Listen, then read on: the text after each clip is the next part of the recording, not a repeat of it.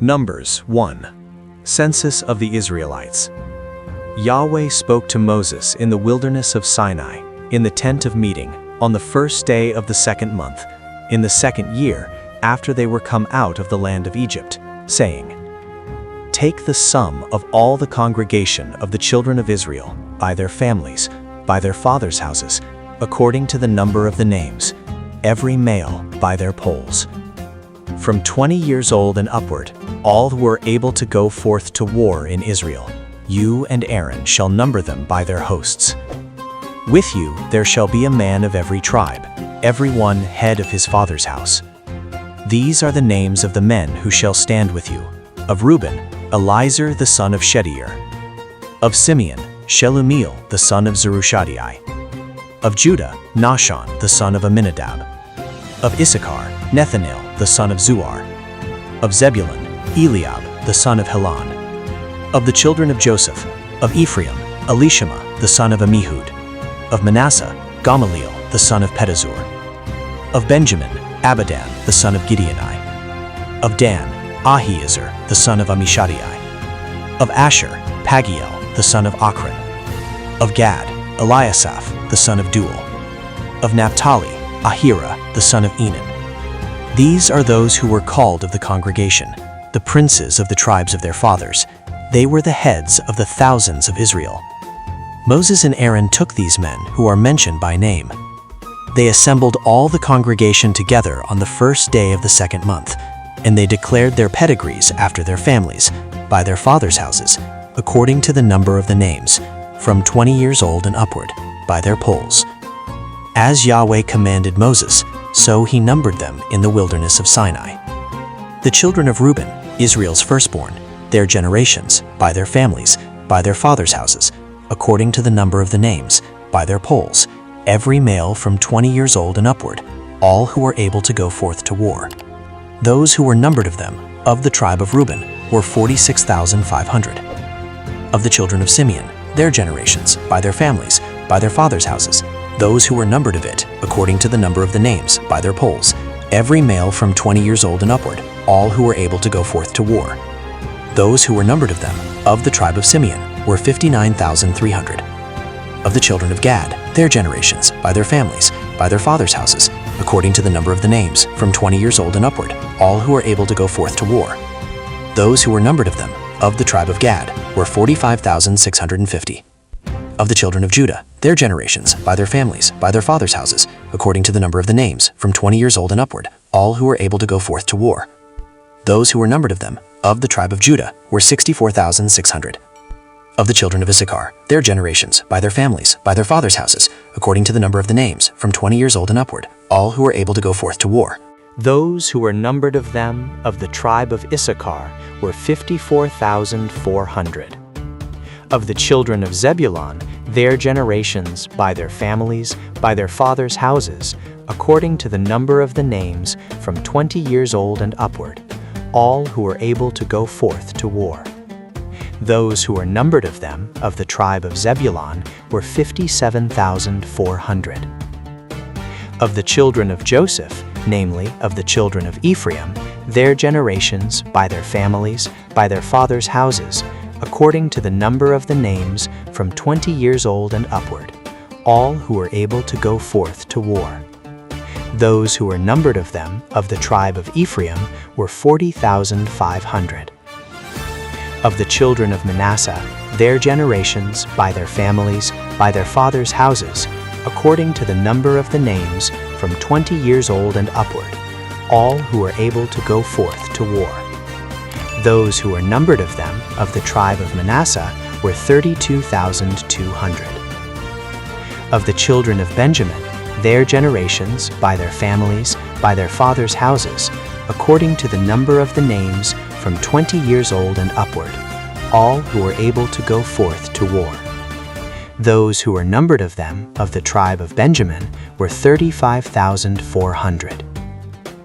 Of the children of Dan, their generations, by their families, by their fathers' houses, according to the number of the names, from 20 years old and upward, all who were able to go forth to war.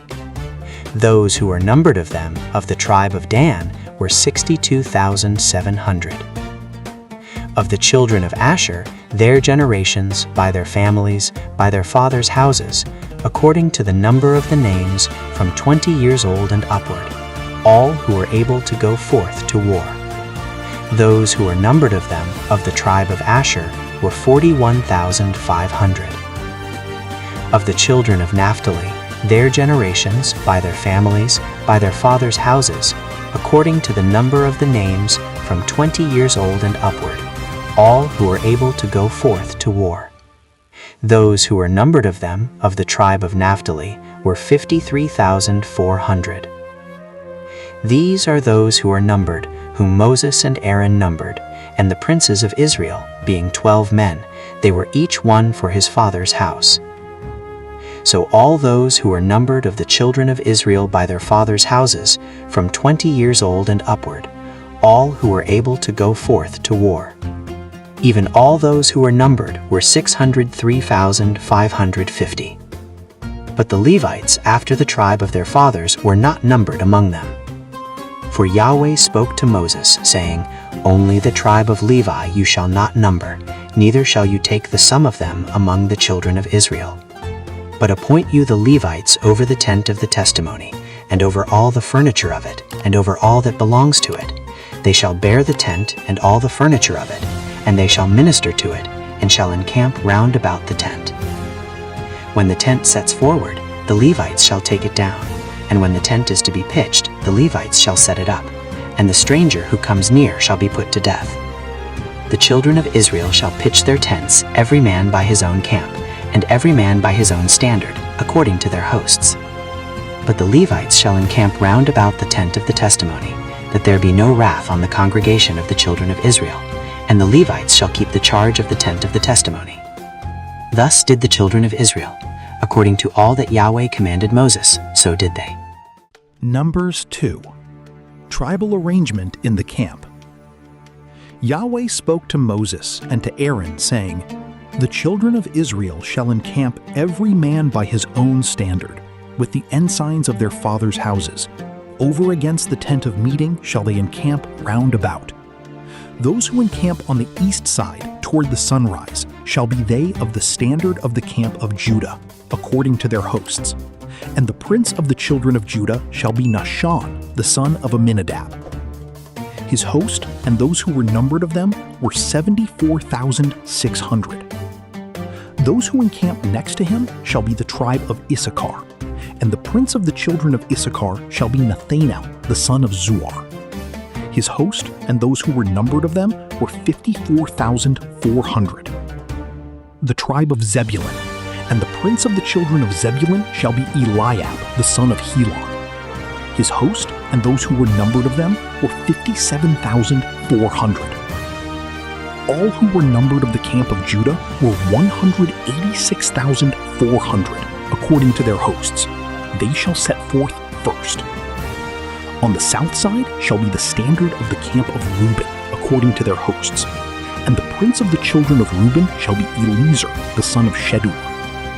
His host and those who were numbered of them were 46,500. Those who encamp next to him shall be the tribe of Simeon, and the prince of the children of Simeon shall be Shelumiel, the son of Zuar. His host and those who were numbered of them were 59,300. The tribe of Gad, and the prince of the children of Gad shall be Eliasaph, the son of Reuel.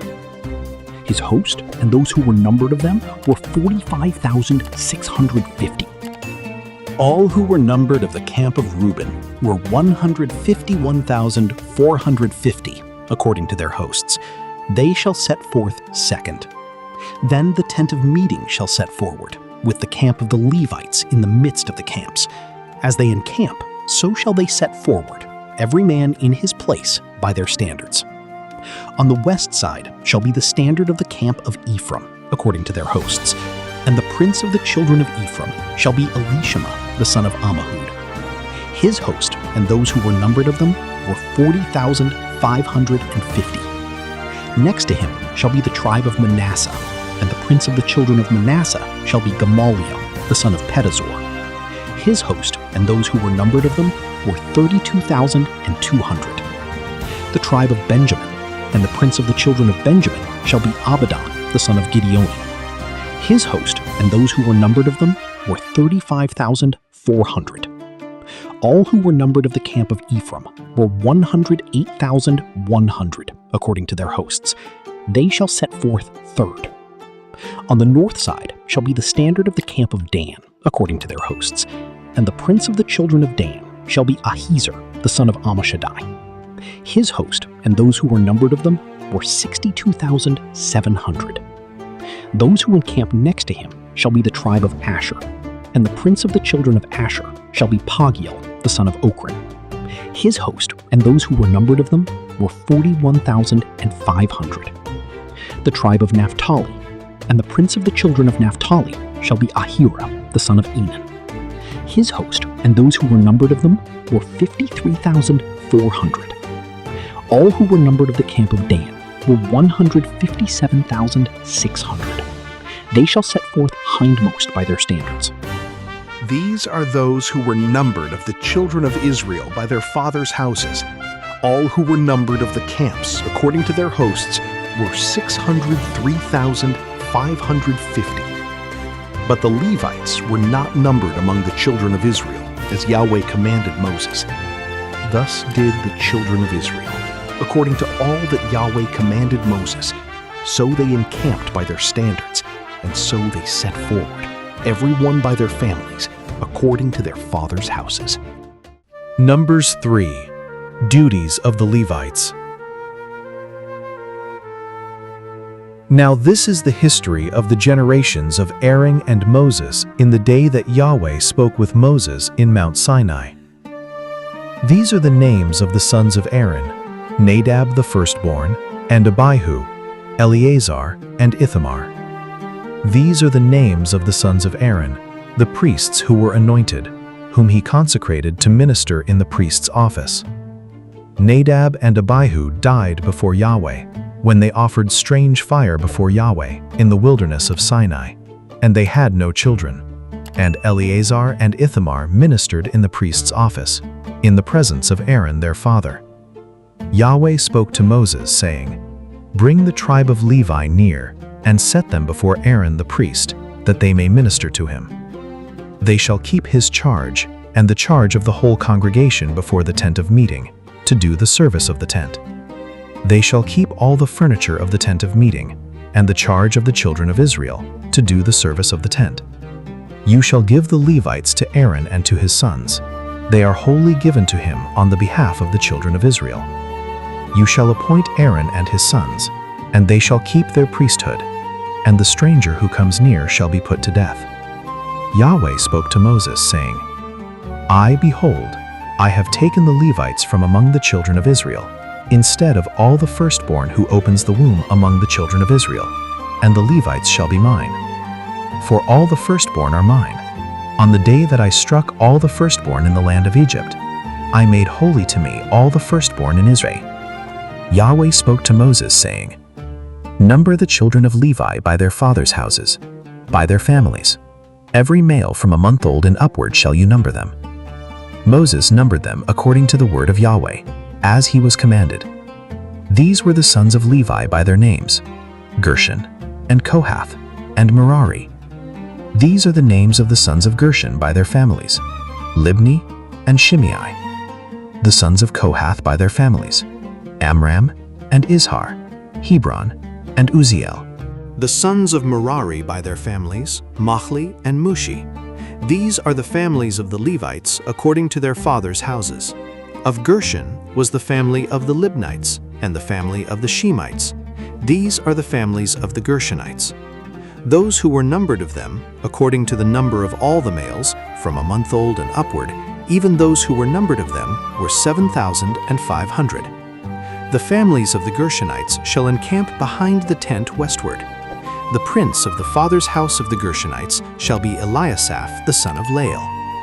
The charge of the sons of Gershon in the tent of meeting shall be the tent, the covering of it, and the screen for the door of the tent of meeting, and the hangings of the court, and the screen for the door of the court, which is by the tent, and by the altar round about, and the cords of it for all the service of it.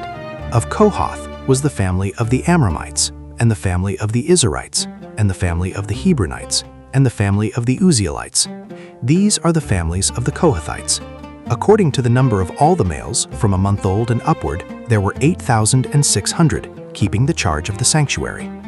The families of the sons of Kohath shall encamp on the side of the tent southward. The prince of the father's house of the families of the Kohathites shall be Elizaphan the son of Uzziel. Their charge shall be the ark, and the table, and the lampstand, and the altars, and the vessels of the sanctuary with which they minister, and the screen, and all the service of it. Eliasaph the son of Aaron the priest shall be prince of the princes of the Levites, and have the oversight of those who keep the charge of the sanctuary. Of Merari was the family of the Machlites, and the family of the Mushites. These are the families of Merari. Those who were numbered of them, according to the number of all the males, from a month old and upward, were 6,200. The prince of the father's house of the families of Merari was Zeriel the son of Abihail. They shall encamp on the side of the tent northward. The appointed charge of the sons of Merari shall be the boards of the tent, and the bars of it, and the pillars of it, and the sockets of it, and all the instruments of it, and all the service of it, and the pillars of the court round about, and their sockets, and their pins, and their cords. Those who encamp before the tent eastward, before the tent of meeting toward the sunrise, shall be Moses, and Aaron and his sons, keeping the charge of the sanctuary for the charge of the children of Israel. And the stranger who comes near shall be put to death. All who were numbered of the Levites, whom Moses and Aaron numbered at the commandment of Yahweh, by their families, all the males from a month old and upward were 22,000. Yahweh said to Moses, "Number all the firstborn males of the children of Israel from a month old and upward, and take the number of their names. You shall take the Levites for me, I am Yahweh, instead of all the firstborn among the children of Israel, and the cattle of the Levites, instead of all the firstborn among the cattle of the children of Israel." And Moses numbered, as Yahweh commanded him, all the firstborn among the children of Israel. All the firstborn males, according to the number of names, from a month old and upward, of those who were numbered of them, were 22,273. Yahweh spoke to Moses, saying, "Take the Levites instead of all the firstborn among the children of Israel, and the cattle of the Levites instead of their cattle, and the Levites shall be mine. I am Yahweh.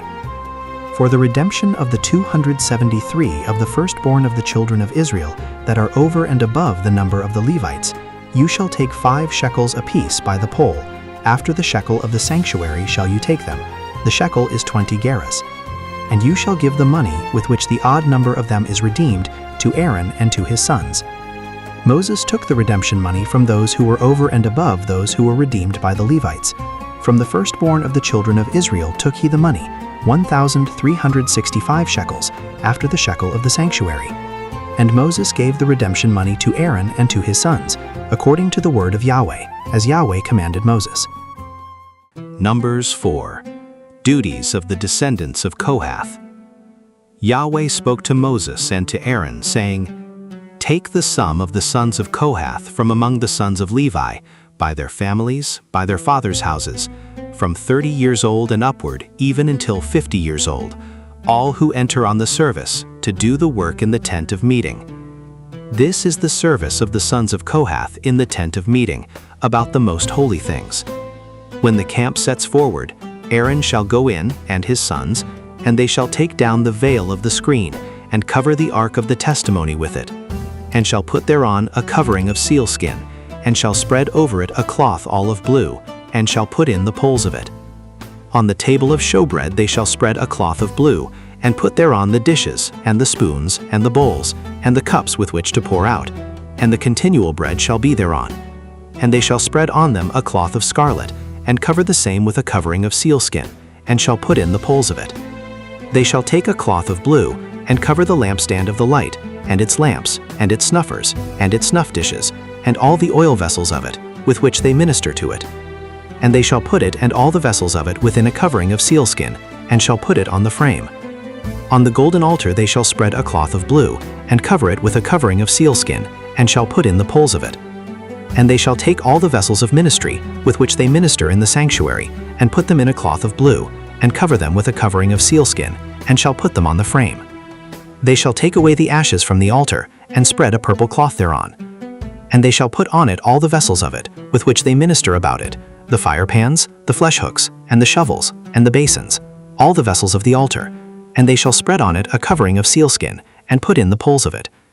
When Aaron and his sons have made an end of covering the sanctuary, and all the furniture of the sanctuary, as the camp is set forward, after that the sons of Kohath shall come to bear it, but they shall not touch the sanctuary, lest they die. These things are the burden of the sons of Kohath in the tent of meeting. The charge of Eleazar the son of Aaron the priest shall be the oil for the light, and the sweet incense, and the continual meal offering, and the anointing oil, the charge of all the tent, and of all that therein is, the sanctuary, and the furniture of it. Yahweh spoke to Moses and to Aaron, saying, "Don't cut off the tribe of the families of the Kohathites from among the Levites, but thus do to them, that they may live and not die, when they approach to the most holy things. Aaron and his sons shall go in, and appoint them every one to his service and to his burden. But they shall not go in to see the sanctuary, even for a moment, lest they die." Yahweh spoke to Moses, saying, "Take the sum of the sons of Gershon also, by their fathers' houses, by their families. From 30 years old and upward until 50 years old shall you number them, all who enter in to wait on the service, to do the work in the tent of meeting. This is the service of the families of the Gershonites in serving and in bearing burdens. They shall bear the curtains of the tent, and the tent of meeting, its covering, and the covering of sealskin that is above on it, and the screen for the door of the tent of meeting, and the hangings of the court, and the screen for the door of the gate of the court, which is by the tent and by the altar round about, and their cords, and all the instruments of their service, and whatever shall be done with them, therein shall they serve. At the commandment of Aaron and his sons shall be all the service of the sons of the Gershonites, in all their burden and in all their service, and you shall appoint to them in charge all their burden. This is the service of the families of the sons of Gershonites in the tent of meeting, and their charge shall be under the hand of Ithamar the son of Aaron the priest. As for the sons of Merari, you shall number them by their families, by their fathers' houses. From 30 years old and upward, even to 50 years old, shall you number them, every one who enters on the service, to do the work of the tent of meeting. This is the charge of their burden, according to all their service in the tent of meeting, the boards of the tent, and the bars of it, and the pillars of it, and the sockets of it, and the pillars of the court round about, and their sockets, and their pins, and their cords, with all their instruments, and with all their service, and by name you shall appoint the instruments of the charge of their burden. This is the service of the families of the sons of Merari, according to all their service, in the tent of meeting, under the hand of Ithamar the son of Aaron the priest. Moses and Aaron and the princes of the congregation numbered the sons of the Kohathites by their families and by their fathers' houses, from 30 years old and upward even to 50 years old, everyone who entered on the service, for work in the tent of meeting. And those who were numbered of them by their families were 2,750. These are those who were numbered of the families of the Kohathites, all who did serve in the tent of meeting, whom Moses and Aaron numbered according to the commandment of Yahweh by Moses. Those who were numbered of the sons of Gershon, their families, and by their fathers' houses, from 30 years old and upward, even to 50 years old, everyone who entered on the service, for work in the tent of meeting. Even those who were numbered of them, by their families, by their fathers' houses, were 2,630. These are those who were numbered of the families of the sons of Gershon, all who did serve in the tent of meeting, whom Moses and Aaron numbered according to the commandment of Yahweh. Those who were numbered of the families of the sons of Merari, by their families, by their fathers' houses, from 30 years old and upward, even to 50 years old, everyone who entered on the service, for work in the tent of meeting. Even those who were numbered of them by their families were 3,200. These are those who were numbered of the families of the sons of Merari, whom Moses and Aaron numbered according to the commandment of Yahweh by Moses. All those who were numbered of the Levites, whom Moses and Aaron and the princes of Israel numbered, by their families and by their fathers' houses, from 30 years old and upward, even to 50 years old, everyone who entered in to do the work of service and the work of bearing burdens in the tent of meeting. Even those who were numbered of them were 8,580. According to the commandment of Yahweh they were numbered by Moses, everyone according to his service and according to his burden. Thus were they numbered of him, as Yahweh commanded Moses. Numbers 5. Requirements of ritual purity and justice. Yahweh spoke to Moses, saying, "Command the children of Israel that they put out of the camp every leper and everyone who has an issue, and whoever is unclean by the dead. Both male and female shall you put out. Outside of the camp shall you put them, that they not defile their camp, in the midst whereof I dwell." The children of Israel did so, and put them out outside of the camp. As Yahweh spoke to Moses, so did the children of Israel. Yahweh spoke to Moses, saying, "Speak to the children of Israel. When a man or woman shall commit any sin that men commit, so as to trespass against Yahweh, and that soul shall be guilty, then he shall confess his sin which he has done, and he shall make restitution for his guilt in full, and add to it the fifth part of it, and give it to him in respect of whom he has been guilty. But if the man have no kinsman to whom restitution may be made for the guilt, the restitution for guilt which is made to Yahweh shall be the priest's, besides the ram of the atonement, whereby atonement shall be made for him. Every heave offering of all the holy things of the children of Israel, which they present to the priest, shall be his. Every man's holy things shall be his. Whatever any man gives the priest, it shall be his." Yahweh spoke to Moses, saying, "Speak to the children of Israel, and tell them, if any man's wife go aside, and commit a trespass against him, and a man lie with her carnally, and it be hid from the eyes of her husband, and be kept close, and she is defiled, and there be no witness against her, and she isn't taken in the act, and the spirit of jealousy come on him, and he be jealous of his wife, and she be defiled. Or if the spirit of jealousy comes on him, and he is jealous of his wife, and she isn't defiled, then shall the man bring his wife to the priest, and shall bring her offering for her, the 10th part of an ephah of barley meal. He shall pour no oil on it, nor put frankincense thereon, for it is a meal offering of jealousy, a meal offering of memorial, bringing iniquity to memory. The priest shall bring her near, and set her before Yahweh. And the priest shall take holy water in an earthen vessel, and of the dust that is on the floor of the tent the priest shall take, and put it into the water. The priest shall set the woman before Yahweh, and let the hair of the woman's head go loose, and put the meal offering of memorial in her hands, which is the meal offering of jealousy. And the priest shall have in his hand the water of bitterness that causes the curse. The priest shall cause her to swear, and shall tell the woman, "If no man has lain with you, and if you haven't gone aside to uncleanness, being under your husband, be you free from this water of bitterness that causes the curse. But if you have gone aside, being under your husband, and if you be defiled, and some man have lain with you besides your husband, then the priest shall cause the woman to swear with the oath of cursing, and the priest shall tell the woman, Yahweh make you a curse and an oath among your people, when Yahweh does make your thigh to fall away, and your body to swell. And this water that causes the curse shall go into your bowels, and make your body to swell, and your thigh to fall away. The woman shall say, Amen, Amen.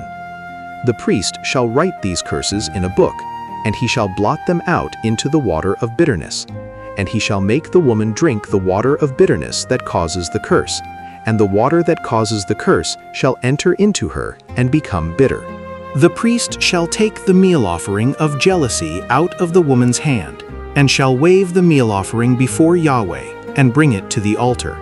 And the priest shall take a handful of the meal offering as the memorial of it, and burn it on the altar, and afterward shall make the woman drink the water.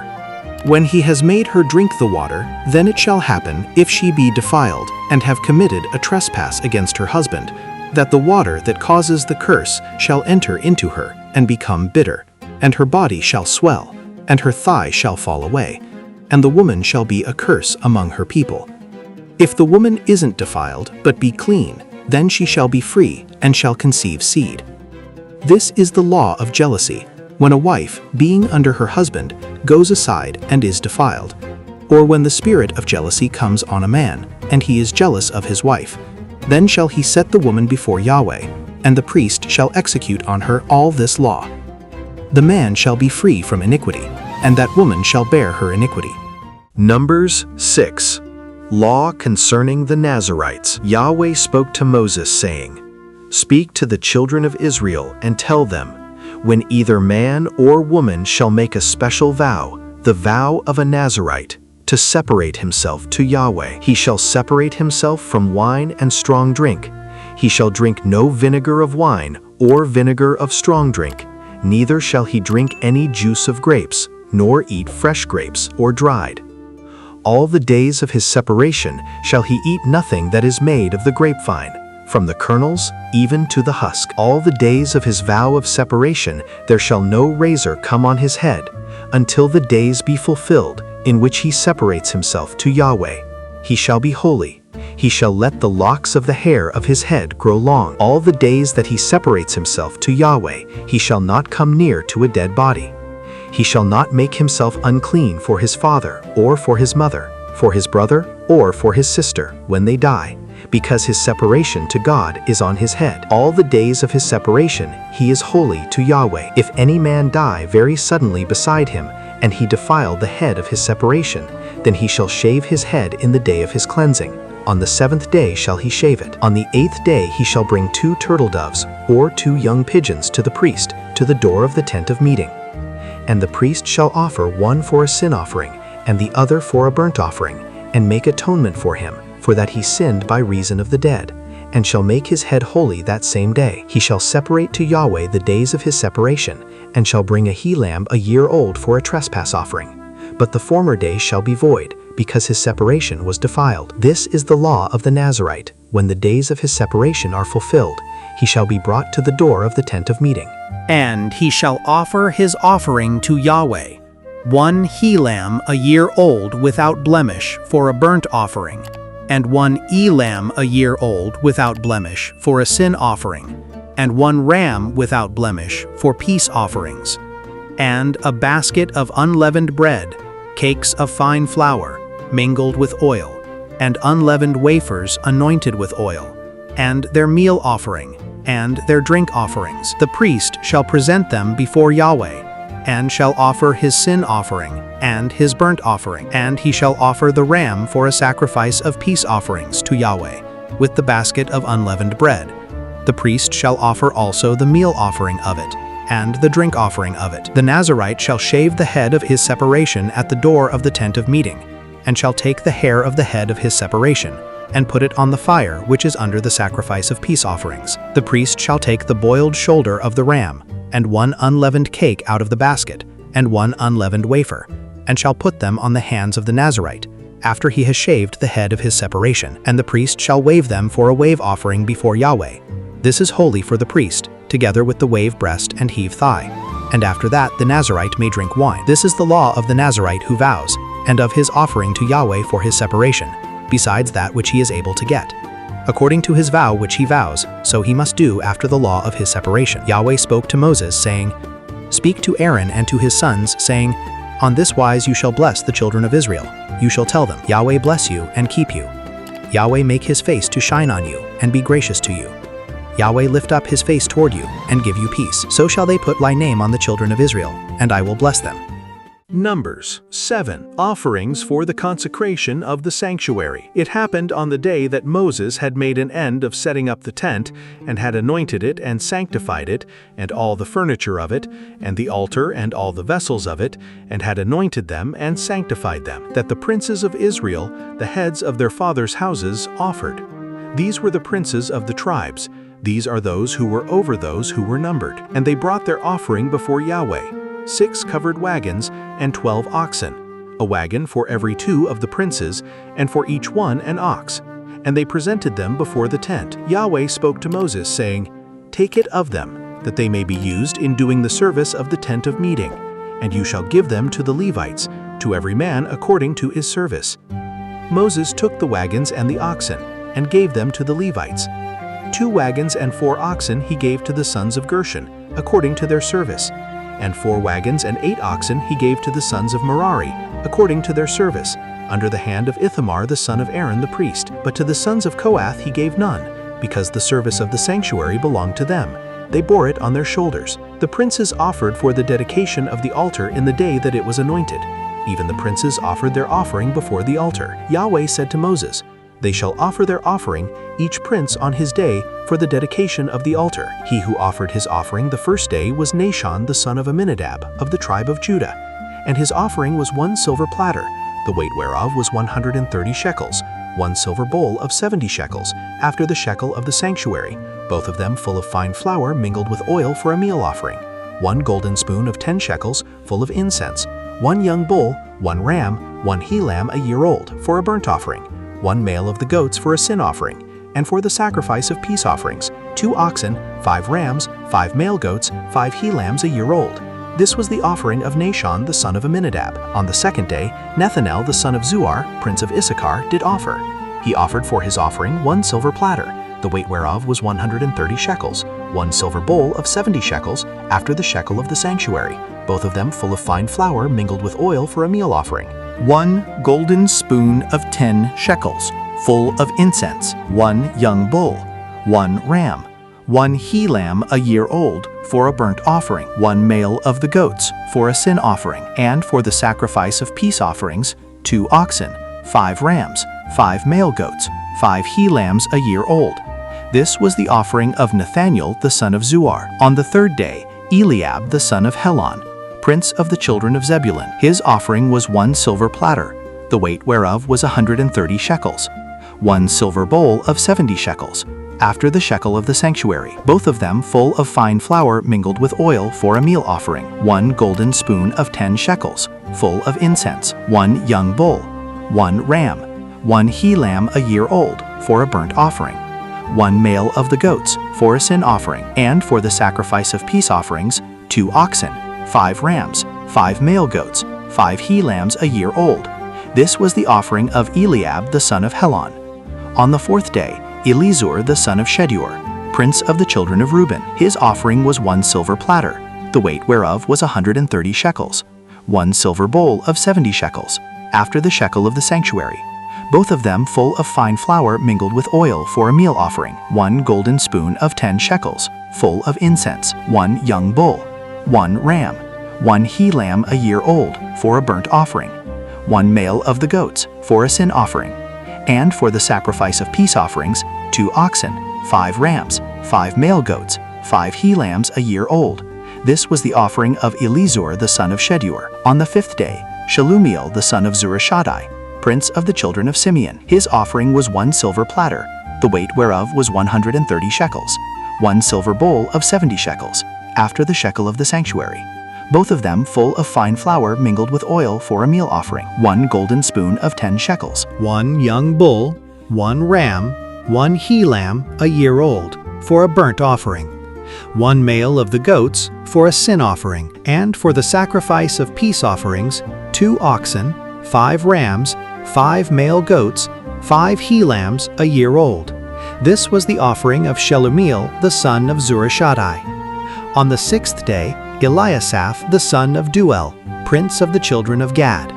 His offering was 1 silver platter, the weight whereof was 130 shekels, 1 silver bowl of 70 shekels, after the shekel of the sanctuary, both of them full of fine flour mingled with oil for a meal offering, 1 golden spoon of 10 shekels, full of incense, 1 young bull, 1 ram, 1 he-lamb a year old, for a burnt offering, 1 male of the goats, for a sin offering, and for the sacrifice of peace offerings, 2 oxen, 5 rams, 5 male goats, 5 he-lambs a year old.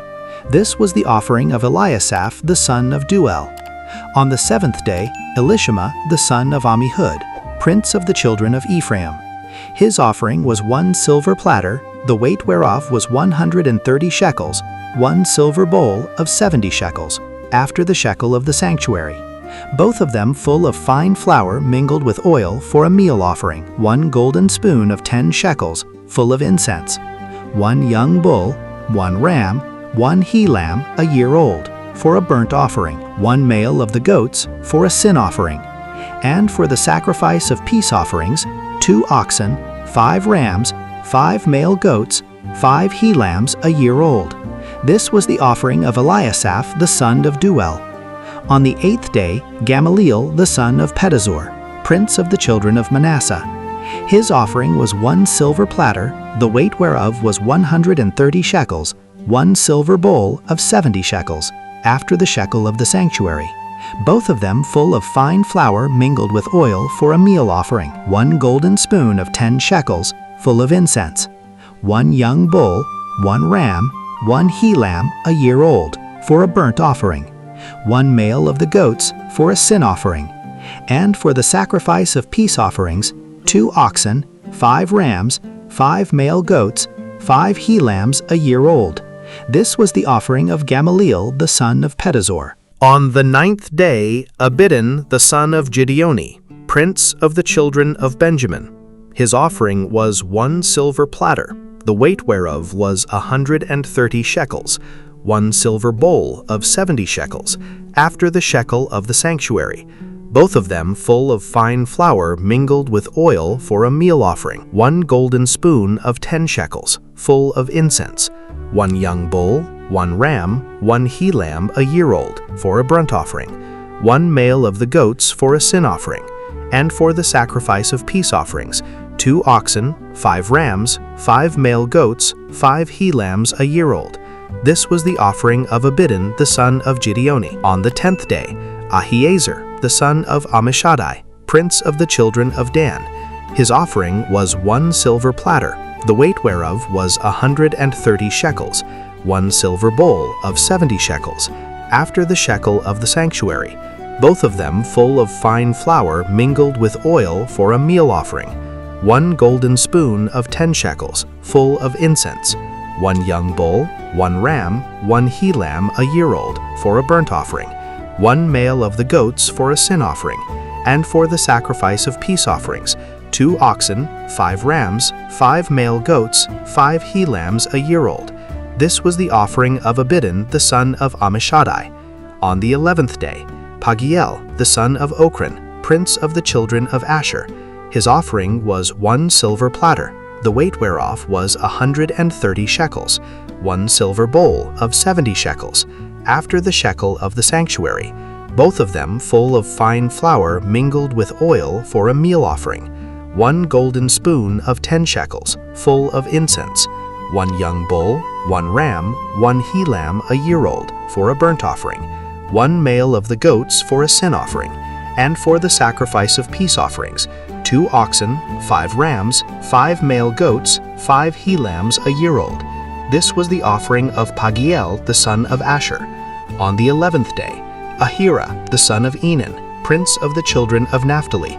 His offering was 1 silver platter, the weight whereof was 130 shekels, 1 silver bowl of 70 shekels, after the shekel of the sanctuary, both of them full of fine flour mingled with oil for a meal offering, 1 golden spoon of 10 shekels, full of incense, 1 young bull, 1 ram, 1 he-lamb a year old, for a burnt offering, 1 male of the goats for a sin offering, and for the sacrifice of peace offerings, 2 oxen, 5 rams, 5 male goats, 5 he-lambs a year old.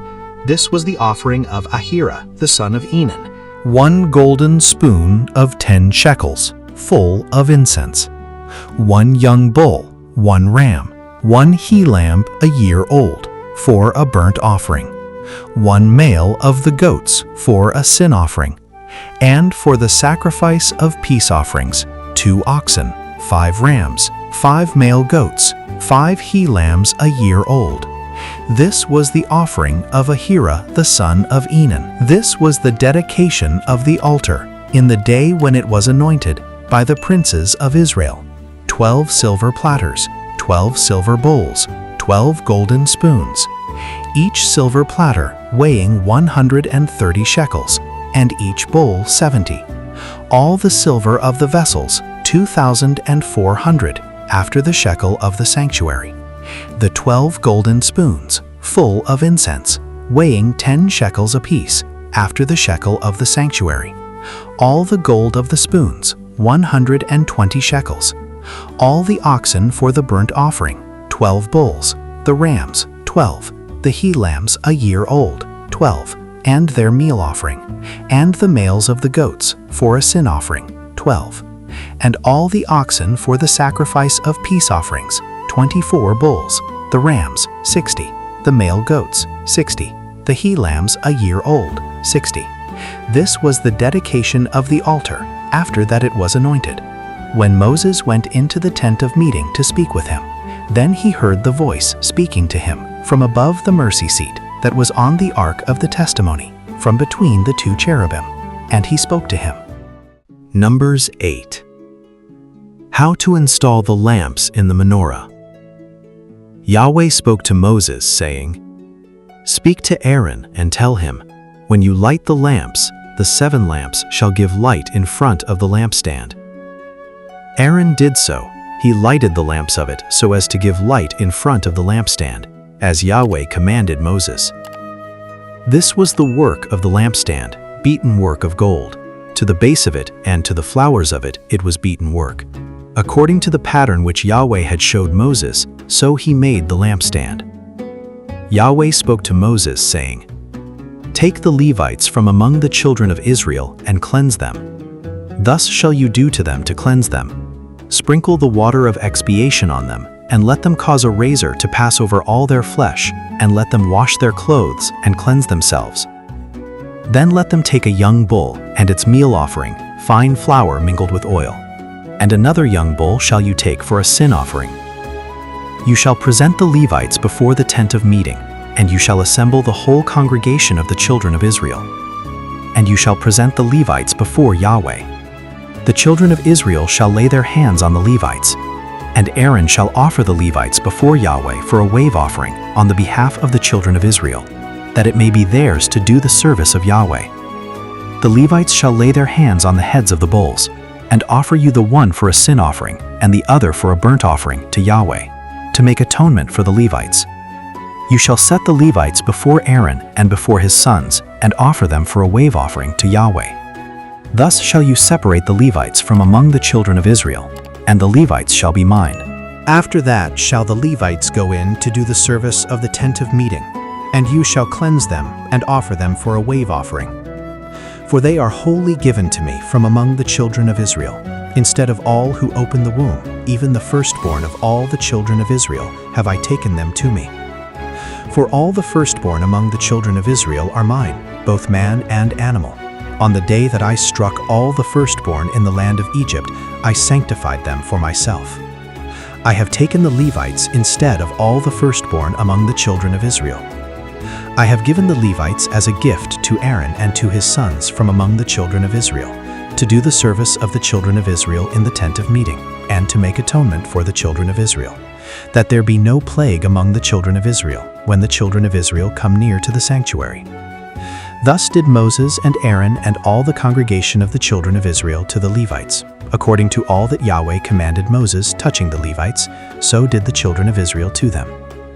The Levites purified themselves from sin, and they washed their clothes. And Aaron offered them for a wave offering before Yahweh, and Aaron made atonement for them to cleanse them. After that went the Levites in to do their service in the tent of meeting, before Aaron and before his sons. As Yahweh had commanded Moses concerning the Levites, so did they to them. Yahweh spoke to Moses, saying, "This is that which belongs to the Levites. From 25 years old and upward they shall go in to wait on the service in the work of the tent of meeting. And from the age of 50 years they shall cease waiting on the work, and shall serve no more, but shall minister with their brothers in the tent of meeting, to keep the charge, and shall do no service. Thus shall you do to the Levites touching their charges." Numbers 9. The celebration of Passover. Yahweh spoke to Moses in the wilderness of Sinai in the first month of the 2nd year after they were come out of the land of Egypt, saying, "Moreover, let the children of Israel keep the Passover in its appointed season. In the 14th day of this month at even you shall keep it in its appointed season. According to all the statutes of it, and according to all the ordinances of it shall you keep it." Moses spoke to the children of Israel that they should keep the Passover. They kept the Passover in the first month, on the 14th day of the month at even in the wilderness of Sinai. According to all that Yahweh commanded Moses, so did the children of Israel. There were certain men who were unclean by reason of the dead body of a man, so that they could not keep the Passover on that day, and they came before Moses and before Aaron on that day. And those men said to him, "We are unclean by reason of the dead body of a man. Why are we kept back, that we may not offer the offering of Yahweh in its appointed season among the children of Israel?" Moses said to them, "Stay you, that I may hear what Yahweh will command concerning you." Yahweh spoke to Moses, saying, "Speak to the children of Israel, saying, If any man of you or of your generations shall be unclean by reason of a dead body, or be on a journey afar off, yet he shall keep the Passover to Yahweh. In the 2nd month on the 14th day at even they shall keep it. They shall eat it with unleavened bread and bitter herbs. They shall leave none of it to the morning, nor break a bone of it. According to all the statute of the Passover they shall keep it. But the man who is clean and is not on a journey, and forbears to keep the Passover, that soul shall be cut off from his people, because he didn't offer the offering of Yahweh in its appointed season. That man shall bear his sin. If a stranger shall sojourn among you and will keep the Passover to Yahweh, according to the statute of the Passover and according to the ordinance of it, so shall he do. You shall have one statute, both for the sojourner and for him who is born in the land. On the day that the tent was reared up, the cloud covered the tent, even the tent of the testimony. And at even it was on the tent as it were the appearance of fire until morning. So it was always, the cloud covered it and the appearance of fire by night. Whenever the cloud was taken up from over the tent, then after that the children of Israel journeyed. And in the place where the cloud abode, there the children of Israel encamped. At the commandment of Yahweh the children of Israel journeyed, and at the commandment of Yahweh they encamped. As long as the cloud abode on the tent, they remained encamped. When the cloud stayed on the tent many days, then the children of Israel kept the charge of Yahweh and didn't travel. Sometimes the cloud was a few days on the tent, then according to the commandment of Yahweh they remained encamped, and according to the commandment of Yahweh they journeyed. Sometimes the cloud was from evening until morning, and when the cloud was taken up in the morning, they journeyed, or if it continued by day and by night, when the cloud was taken up, they journeyed. Whether it were 2 days or a month or a year that the cloud stayed on the tent abiding thereon, the children of Israel remained encamped and didn't travel. But when it was taken up, they traveled. At the commandment of Yahweh they encamped, and at the commandment of Yahweh they journeyed. They kept the charge of Yahweh at the commandment of Yahweh by Moses. Numbers 10. The sound of the bugles. Yahweh spoke to Moses, saying, "Make you 2 trumpets of silver, of beaten work shall you make them, and you shall use them for the calling of the congregation, and for the journeying of the camps. When they shall blow them, all the congregation shall gather themselves to you at the door of the tent of meeting. If they blow but one, then the princes, the heads of the thousands of Israel, shall gather themselves to you. When you blow an alarm, the camps that lie on the east side shall take their journey. When you blow an alarm the 2nd time, the camps that lie on the south side shall take their journey. They shall blow an alarm for their journeys. But when the assembly is to be gathered together, you shall blow, but you shall not sound an alarm.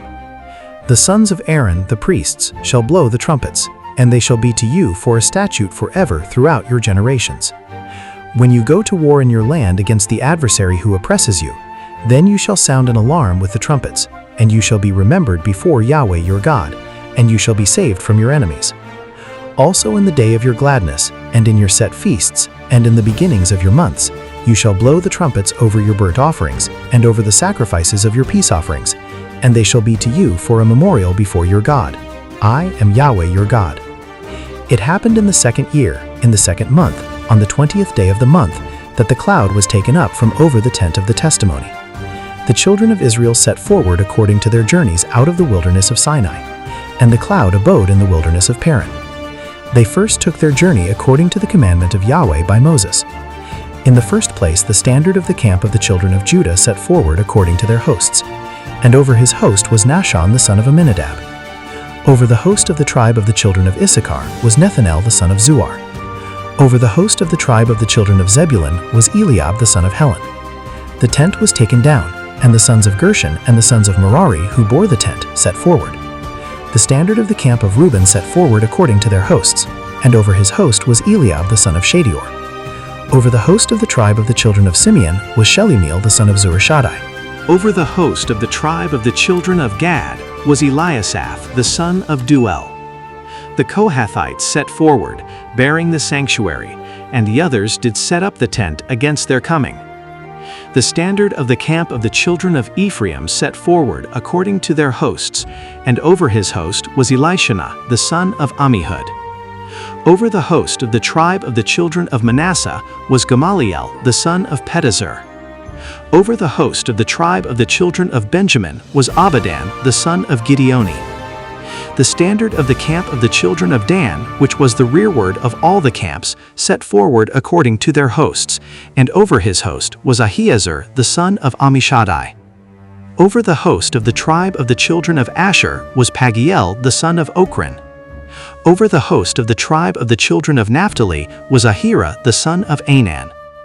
Thus were the travels of the children of Israel according to their hosts, and they set forward. Moses said to Hobab the son of Ruel the Midianite, Moses' father-in-law, "We are journeying to the place of which Yahweh said, I will give it you. Come you with us, and we will do you good, for Yahweh has spoken good concerning Israel."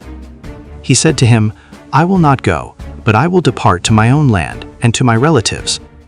He said, "Don't leave us, please, because you know how we are to encamp in the wilderness, and you shall be to us instead of eyes. It shall be, if you go with us, yes, it shall be, that whatever good Yahweh shall do to us, the same will we do to you." They set forward from the mount of Yahweh 3 days' journey, and the ark of the covenant of Yahweh went before them 3 days' journey, to seek out a resting place for them.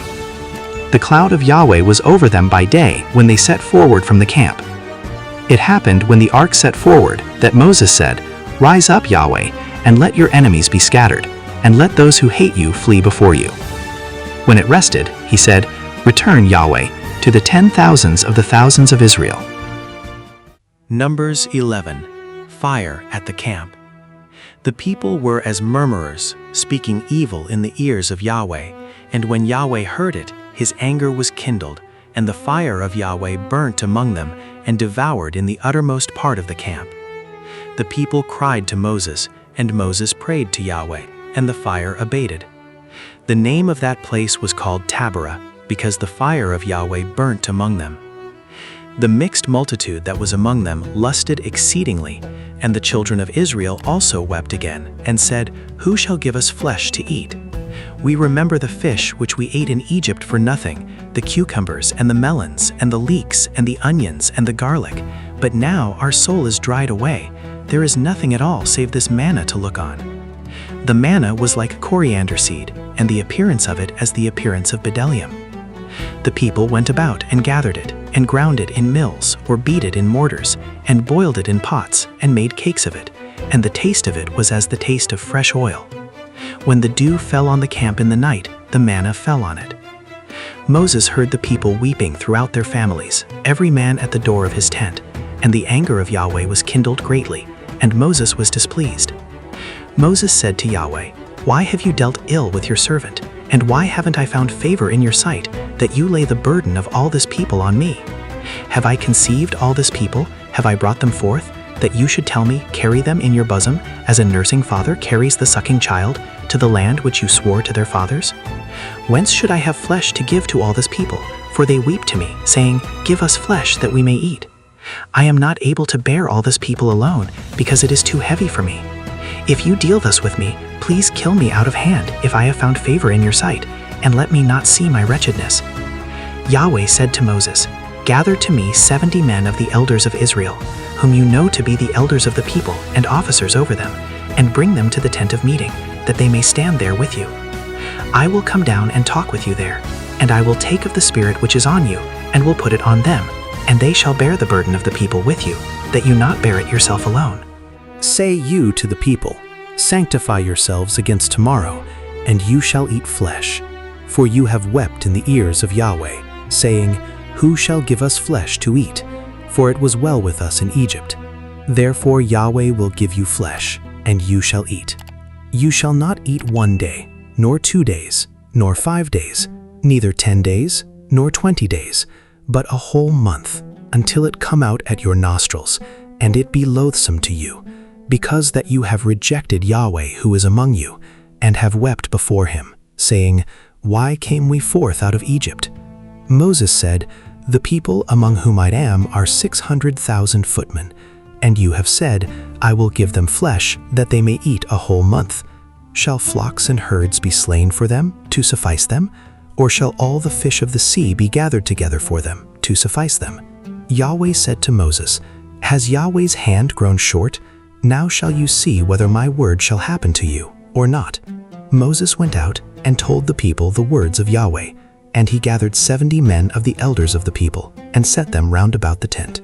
Yahweh came down in the cloud, and spoke to him, and took of the Spirit that was on him, and put it on the 70 elders. And it happened that when the Spirit rested on them, they prophesied, but they did so no more. But there remained 2 men in the camp. The name of the one was Eldad, and the name of the other Medad. And the Spirit rested on them, and they were of those who were written, but had not gone out to the tent, and they prophesied in the camp.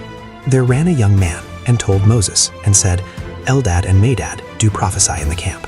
Joshua the son of Nun, the minister of Moses, one of his chosen men, answered, My lord Moses, forbid them. Moses said to him, Are you jealous for my sake? Would that all Yahweh's people were prophets, that Yahweh would put his Spirit on them. Moses got him into the camp, he and the elders of Israel. There went forth a wind from Yahweh, and brought quails from the sea, and let them fall by the camp, about a day's journey on this side, and a day's journey on the other side, round about the camp, and about 2 cubits above the surface of the earth. The people rose up all that day, and all the night, and all the next day, and gathered the quails. He who gathered least gathered 10 homers, and they spread them all abroad for themselves, round about the camp. While the flesh was yet between their teeth, before it was chewed, the anger of Yahweh was kindled against the people, and Yahweh struck the people with a very great plague. The name of that place was called Kibroth-Hattaavah, because there they buried the people who lusted. From Kibroth-Hattaavah, the people journeyed to Hazareth, and they abode at Hazareth. Numbers 12. Aaron and Miriam criticize Moses.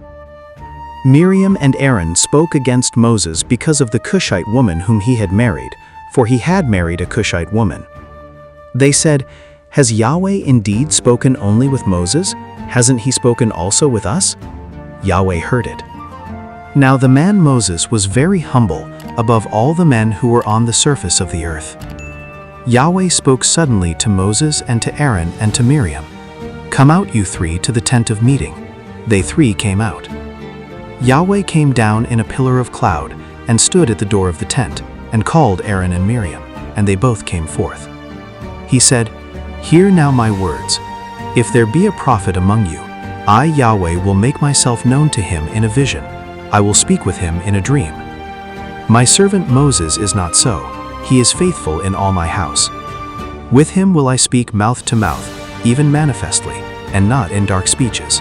And the form of Yahweh shall he see. Why then were you not afraid to speak against my servant, against Moses? The anger of Yahweh was kindled against them, and he departed. The cloud removed from over the tent, and behold, Miriam was leprous, as white as snow. And Aaron looked at Miriam, and behold, she was leprous.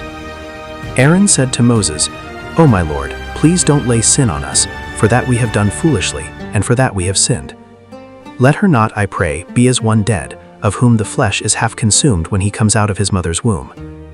Moses cried to Yahweh, saying, Heal her, God, I beg you. Yahweh said to Moses, If her father had but spit in her face, shouldn't she be ashamed 7 days? Let her be shut up outside of the camp 7 days, and after that she shall be brought in again. Miriam was shut up outside of the camp 7 days, and the people didn't travel until Miriam was brought in again. Afterward, the people journeyed from Hazeroth and encamped in the wilderness of Paran. Numbers 13. Moses sends explorers to Canaan. Yahweh spoke to Moses, saying, Send you men that they may spy out the land of Canaan, which I give to the children of Israel. Of every tribe of their fathers shall you send a man, every one a prince among them. Moses sent them from the wilderness of Paran according to the commandment of Yahweh, all of them men who were heads of the children of Israel. These were their names: of the tribe of Reuben, Shammua the son of Zachar; of the tribe of Simeon, Shaphat the son of Hori; of the tribe of Judah, Caleb the son of Jephunneh; of the tribe of Issachar, Egal the son of Joseph; of the tribe of Ephraim, Hoshea the son of Nun; of the tribe of Benjamin, Palti the son of Raphu; of the tribe of Zebulun, Gadiel the son of Sodi; of the tribe of Joseph, namely, of the tribe of Manasseh, Gadi the son of Susi; of the tribe of Dan, Amiel the son of Gamali; of the tribe of Asher, Sethur the son of Michael; of the tribe of Naphtali, Nachbi the son of Vapsi; of the tribe of Gad, Gaal the son of Maki. These are the names of the men whom Moses sent to spy out the land. Moses called Hoshea the son of Nun, Joshua. Moses sent them to spy out the land of Canaan, and said to them, "Get you up this way by the south, and go up into the hill country, and see the land what it is, and the people who dwell therein, whether they are strong or weak, whether they are few or many, and what the land is that they dwell in, whether it is good or bad, and what cities they are that they dwell in, whether in camps or in strongholds, and what the land is, whether it is fat or lean, whether there is wood therein or not. Be you of good courage, and bring of the fruit of the land." Now the time was the time of the first ripe grapes. So they went up and spied out the land from the wilderness of Zin to Rahab to the entrance of Hamath. They went up by the south and came to Hebron, and Ahiman, Sheshai, and Talmai, the children of Anak, were there. Now Hebron was built 7 years before Zoan in Egypt. They came to the valley of Eshcol, and cut down from there a branch with one cluster of grapes, and they bore it on a staff between two. They brought also of the pomegranates and of the figs. That place was called the valley of Eshcol, because of the cluster which the children of Israel cut down from there. They returned from spying out the land at the end of 40 days. They went and came to Moses and to Aaron and to all the congregation of the children of Israel, to the wilderness of Paran, to Kadesh, and brought back word to them and to all the congregation, and showed them the fruit of the land. They told him and said, "We came to the land where you sent us, and surely it flows with milk and honey, and this is the fruit of it. However, the people who dwell in the land are strong, and the cities are fortified, very great, and moreover we saw the children of Anak there. Amalek dwells in the land of the south, and the Hittite and the Jebusite and the Amorite dwell in the hill country, and the Canaanite dwells by the sea, and along by the side of the Jordan." Caleb stilled the people before Moses and said, "Let us go up at once and possess it, for we are well able to overcome it." But the men who went up with him said, "We aren't able to go up against the people, for they are stronger than we." They brought up an evil report of the land which they had spied out to the children of Israel, saying, "The land through which we have gone to spy it out is a land that eats up the inhabitants of it, and all the people who we saw in it are men of great stature. There we saw the Nephilim, the sons of Anak, who come of the Nephilim, and we were in our own sight as grasshoppers, and so we were in their sight." Numbers 14. The Israelites refused to enter Canaan. All the congregation lifted up their voice and cried, and the people wept that night. All the children of Israel murmured against Moses and against Aaron, and the whole congregation said to them, "Would that we had died in the land of Egypt, or would that we had died in this wilderness. Why does Yahweh bring us to this land, to fall by the sword? Our wives and our little ones will be a prey. Wouldn't it be better for us to return into Egypt?" They said one to another, "Let us make a captain, and let us return into Egypt." Then Moses and Aaron fell on their faces before all the assembly of the congregation of the children of Israel. Joshua the son of Nun and Caleb the son of Jephunneh, who were of those who spied out the land, tore their clothes. And they spoke to all the congregation of the children of Israel, saying, "The land which we passed through to spy it out is an exceeding good land. If Yahweh delight in us, then he will bring us into this land and give it to us, a land which flows with milk and honey. Only don't rebel against Yahweh, neither fear you the people of the land, for they are bread for us. Their defense is removed from over them, and Yahweh is with us. Don't fear them." But all the congregation bade stone them with stones. The glory of Yahweh appeared in the tent of meeting to all the children of Israel. Yahweh said to Moses, "How long will this people despise me, and how long will they not believe in me, for all the signs which I have worked among them? I will strike them with the pestilence, and disinherit them, and will make of you a nation greater and mightier than they." Moses said to Yahweh, "Then the Egyptians will hear it, for you brought up this people in your might from among them. And they will tell it to the inhabitants of this land. They have heard that Yahweh are in the midst of this people, for you, Yahweh, are seen face to face, and your cloud stands over them, and you go before them, in a pillar of cloud by day, and in a pillar of fire by night. Now if you shall kill this people as one man, then the nations which have heard the fame of you will speak, saying, 'Because Yahweh was not able to bring this people into the land which he swore to them, therefore he has slain them in the wilderness.' Now please let the power of the Lord be great, according as you have spoken, saying, 'Yahweh is slow to anger, and abundant in loving kindness, forgiving iniquity and disobedience, and that will by no means clear the guilty, visiting the iniquity of the fathers on the children, on the third and on the fourth generation. Pardon, please, the iniquity of this people, according to the greatness of your lovingkindness, and according as you have forgiven this people, from Egypt even until now. Yahweh said, I have pardoned according to your word. But in very deed, as I live, and as all the earth shall be filled with the glory of Yahweh. Because all those men who have seen my glory, and my signs, which I worked in Egypt and in the wilderness, yet have tempted me these 10 times, and have not listened to my voice. Surely they shall not see the land which I swore to their fathers, neither shall any of those who despised me see it. But my servant Caleb, because he had another spirit with him, and has followed me fully, him will I bring into the land into which he went, and his seed shall possess it. Now the Amalekite and the Canaanite dwell in the valley. Tomorrow turn you, and get you into the wilderness by the way to the Red Sea. Yahweh spoke to Moses and to Aaron, saying, How long shall I bear with this evil congregation, that murmur against me? I have heard the murmurings of the children of Israel, which they murmur against me. Tell them, As I live, says Yahweh, surely as you have spoken in my ears, so will I do to you. Your dead bodies shall fall in this wilderness, and all who were numbered of you, according to your whole number, from 20 years old and upward, who have murmured against me.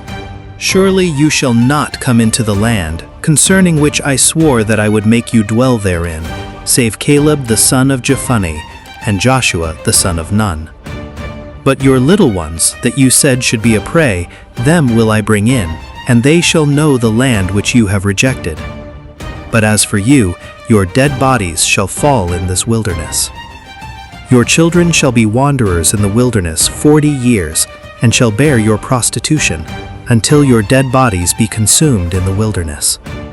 After the number of the days in which you spied out the land, even 40 days, for every day a year, shall you bear your iniquities, even 40 years, and you shall know my alienation. I, Yahweh, have spoken.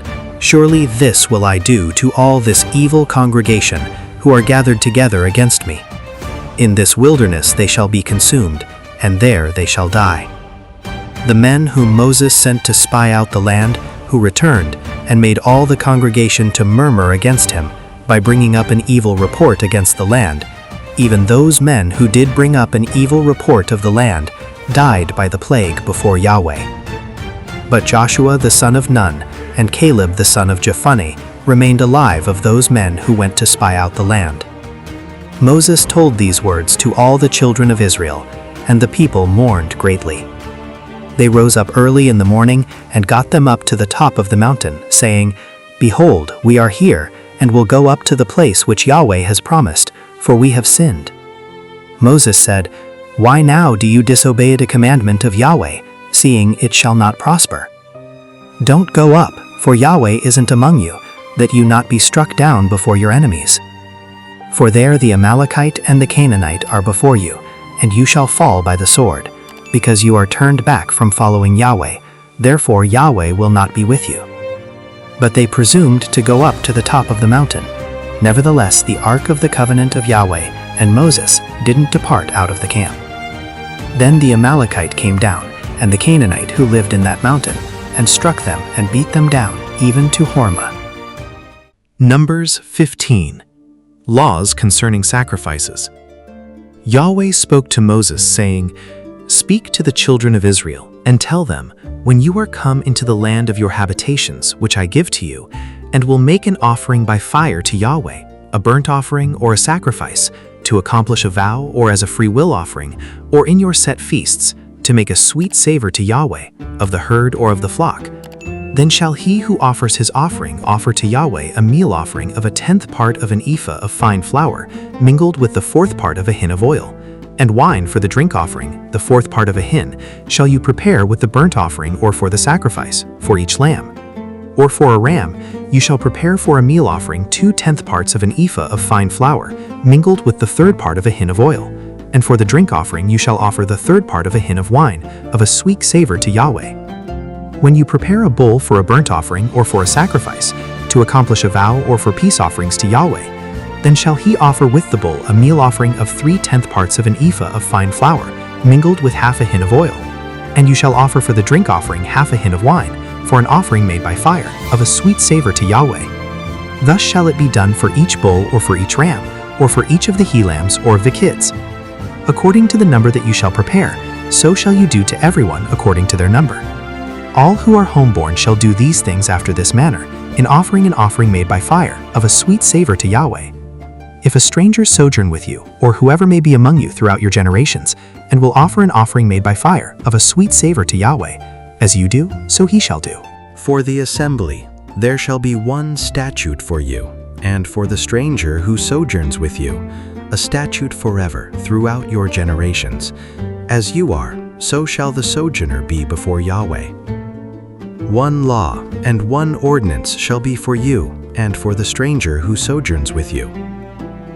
Yahweh spoke to Moses, saying, Speak to the children of Israel, and tell them, When you come into the land where I bring you, then it shall be that when you eat of the bread of the land, you shall offer up a heave offering to Yahweh. Of the first of your dough you shall offer up a cake for a heave offering. As the heave offering of the threshing floor, so shall you heave it. Of the first of your dough you shall give to Yahweh a heave offering throughout your generations. When you shall err and not observe all these commandments which Yahweh has spoken to Moses, even all that Yahweh has commanded you by Moses, from the day that Yahweh gave commandment and onward throughout your generations, then it shall be, if it be done unwittingly, without the knowledge of the congregation, that all the congregation shall offer one young bull for a burnt offering, for a sweet savor to Yahweh, with the meal offering of it and the drink offering of it, according to the ordinance, and one male goat for a sin offering. The priest shall make atonement for all the congregation of the children of Israel, and they shall be forgiven, for it was an error, and they have brought their offering, and offering made by fire to Yahweh, and their sin offering before Yahweh for their error. And all the congregation of the children of Israel shall be forgiven, and the stranger who sojourns among them, for in respect of all the people it was done unwittingly. If one person sin unwittingly, then he shall offer a female goat a year old for a sin offering. The priest shall make atonement for the soul who errs when he sins unwittingly before Yahweh, to make atonement for him, and he shall be forgiven. You shall have one law for him who does anything unwittingly, for him who is homeborn among the children of Israel, and for the stranger who sojourns among them. But the soul who does anything with a high hand, whether he be homeborn or a sojourner, the same blasphemes Yahweh, and that soul shall be cut off from among his people. Because he has despised the word of Yahweh, and has broken his commandment, that soul shall utterly be cut off. His iniquity shall be on him. While the children of Israel were in the wilderness, they found a man gathering sticks on the Sabbath day. Those who found him gathering sticks brought him to Moses and Aaron and to all the congregation. They put him in custody because it had not been declared what should be done to him. Yahweh said to Moses, "The man shall surely be put to death. All the congregation shall stone him with stones outside of the camp."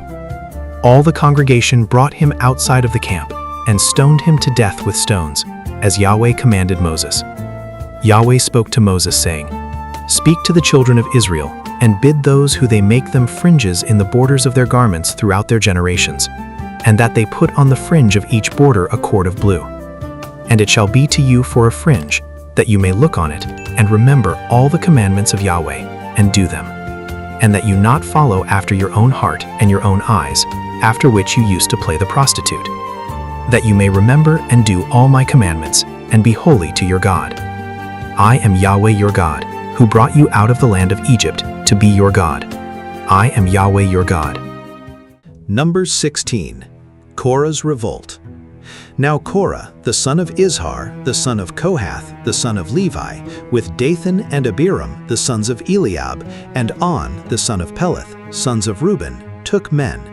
And they rose up before Moses with certain of the children of Israel, 250 princes of the congregation, called to the assembly, men of renown. And they assembled themselves together against Moses and against Aaron, and said to them, "You take too much on you, seeing all the congregation are holy, every one of them, and Yahweh is among them. Why then lift you up yourselves above the assembly of Yahweh?" When Moses heard it, he fell on his face. And he spoke to Korah and to all his company, saying, In the morning Yahweh will show who are his, and who is holy, and will cause him to come near to him.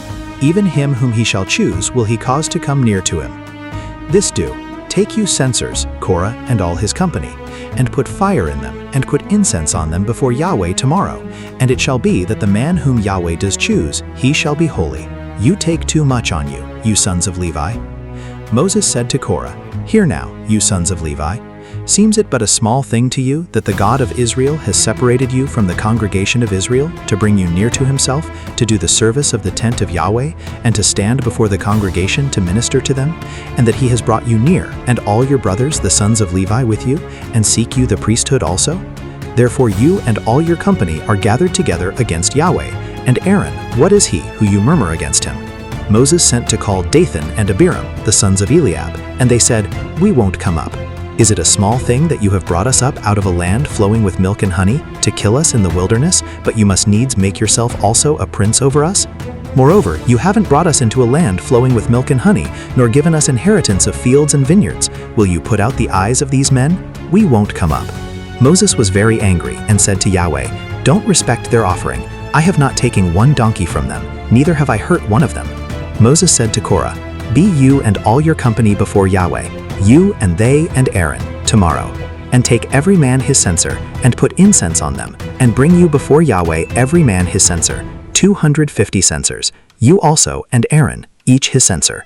They took every man his censer, and put fire in them, and laid incense thereon, and stood at the door of the tent of meeting with Moses and Aaron. Korah assembled all the congregation against them to the door of the tent of meeting, and the glory of Yahweh appeared to all the congregation. Yahweh spoke to Moses and to Aaron, saying, Separate yourselves from among this congregation, that I may consume them in a moment. They fell on their faces and said, God, the God of the spirits of all flesh, shall one man sin, and will you be angry with all the congregation? Yahweh spoke to Moses, saying, Speak to the congregation, saying, Get you up from about the tent of Korah, Dathan, and Abiram. Moses rose up and went to Dathan and Abiram, and the elders of Israel followed him. He spoke to the congregation, saying, Depart, I pray you, from the tents of these wicked men, and touch nothing of theirs, lest you be consumed in all their sins. So they got them up from the tent of Korah, Dathan and Abiram, on every side. And Dathan and Abiram came out, and stood at the door of their tents, and their wives, and their sons, and their little ones. Moses said, Hereby you shall know that Yahweh has sent me to do all these works, for I have not done them of my own mind. If these men die the common death of all men, or if they be visited after the visitation of all men, then Yahweh hasn't sent me. But if Yahweh make a new thing, and the ground open its mouth, and swallow them up, with all that appertain to them, and they go down alive into Sheol, then you shall understand that these men have despised Yahweh. It happened, as he made an end of speaking all these words, that the ground split apart that was under them. And the earth opened its mouth, and swallowed them up, and their households, and all the men who appertained to Korah, and all their goods. So they and all that appertained to them went down alive into Sheol, and the earth closed on them, and they perished from among the assembly. All Israel that were round about them fled at the cry of them, for they said, Lest the earth swallow us up. Fire came forth from Yahweh, and devoured the 250 men who offered the incense. Yahweh spoke to Moses, saying, Speak to Eleazar the son of Aaron the priest, that he take up the censers out of the burning, and scatter you the fire yonder, for they are holy, even the censers of these sinners against their own lives, and let them be made beaten plates for a covering of the altar, for they offered them before Yahweh. Therefore they are holy, and they shall be assigned to the children of Israel. Eleazar the priest took the brazen censers, which those who were burnt had offered, and they beat them out for a covering of the altar, to be a memorial to the children of Israel, to the end that no stranger, who isn't of the seed of Aaron, comes near to burn incense before Yahweh, that he not be as Korah and as his company, as Yahweh spoke to him by Moses. But on the next day, all the congregation of the children of Israel murmured against Moses and against Aaron, saying, You have killed the people of Yahweh. It happened, when the congregation was assembled against Moses and against Aaron, that they looked toward the tent of meeting, and behold, the cloud covered it, and the glory of Yahweh appeared. Moses and Aaron came to the front of the tent of meeting. Yahweh spoke to Moses, saying, Get you up from among this congregation, that I may consume them in a moment. They fell on their faces. Moses said to Aaron, "Take thy censer, and put fire therein from off the altar, and lay incense thereon, and carry it quickly to the congregation, and make atonement for them. For there is wrath gone out from Yahweh, the plague is begun." Aaron took as Moses spoke, and ran into the midst of the assembly. And behold, the plague was begun among the people, and he put on the incense, and made atonement for the people. He stood between the dead and the living, and the plague was stayed. Now those who died by the plague were 14,700, besides those who died about the matter of Korah. Aaron returned to Moses to the door of the tent of meeting, and the plague was stayed. Numbers 17. Aaron's rod blossoms. Yahweh spoke to Moses, saying, "Speak to the children of Israel, and take of them rods, one for each father's house, of all their princes according to their fathers' houses, 12 rods. Write you every man's name on his rod. You shall write Aaron's name on the rod of Levi, for there shall be one rod for each head of their fathers' houses. You shall lay them up in the tent of meeting before the testimony, where I meet with you. It shall happen that the rod of the man whom I shall choose shall bud, and I will make to cease from me the murmurings of the children of Israel, which they murmur against you."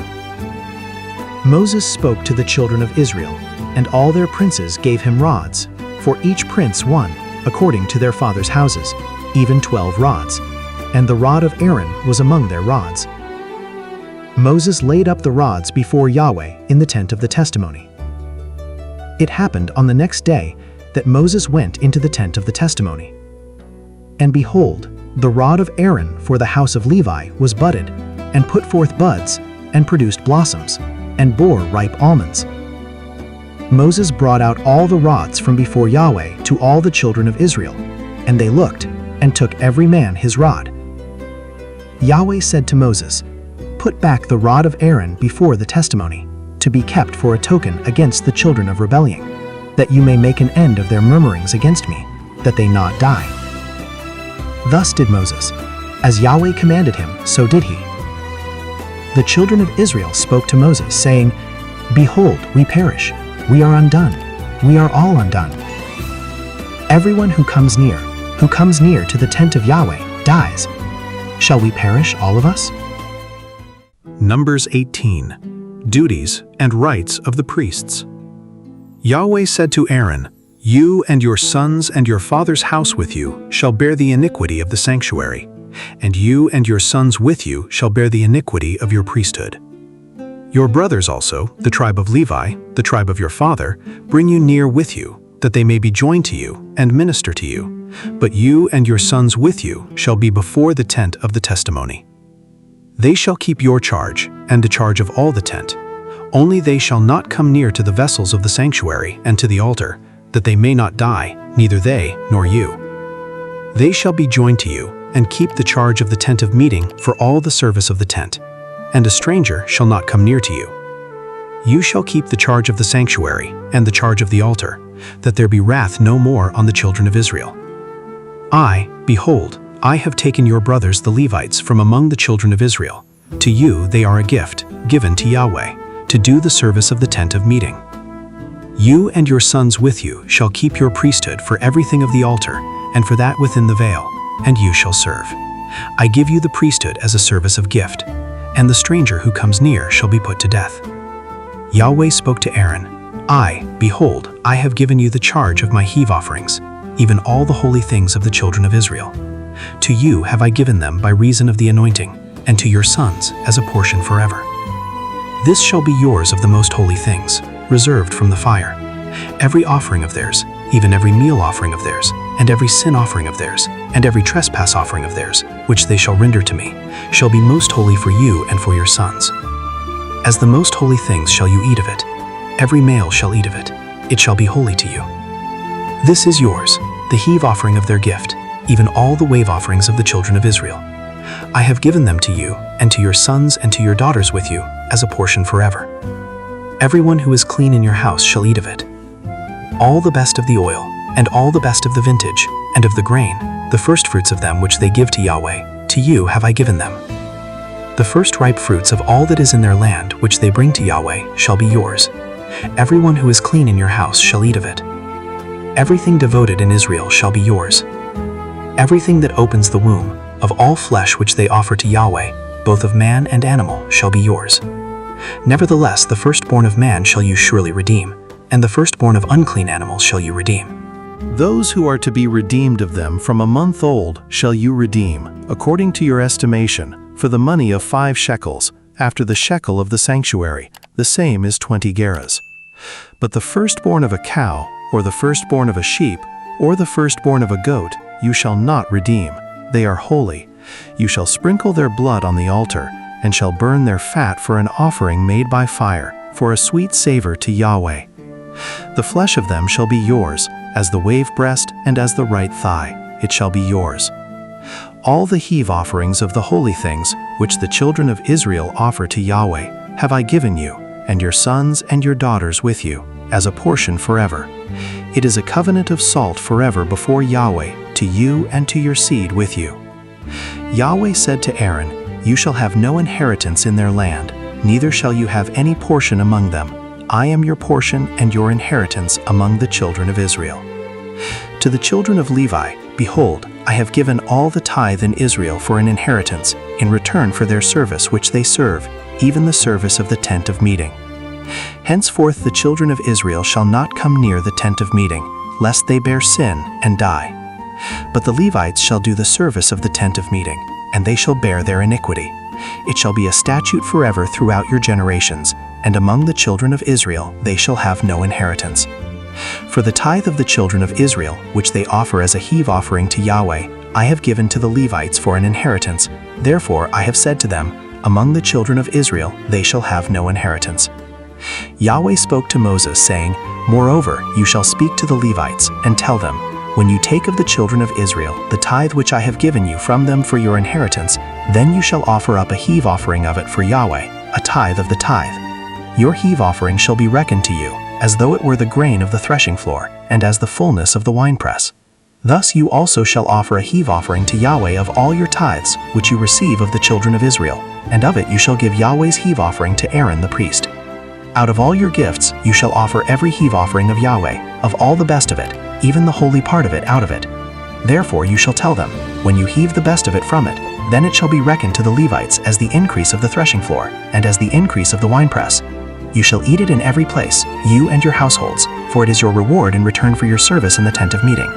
You shall bear no sin by reason of it, when you have heaved from it the best of it, and you shall not profane the holy things of the children of Israel, that you not die. Numbers 19. The water of purification. Yahweh spoke to Moses and to Aaron, saying, This is the statute of the law which Yahweh has commanded, saying, Speak to the children of Israel, that they bring you a red heifer without spot, in which is no blemish, and on which never came yoke.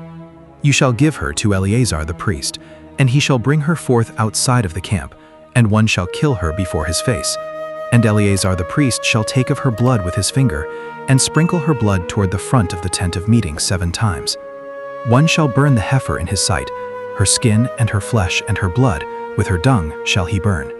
And the priest shall take cedar wood, and hyssop, and scarlet, and cast it into the midst of the burning of the heifer.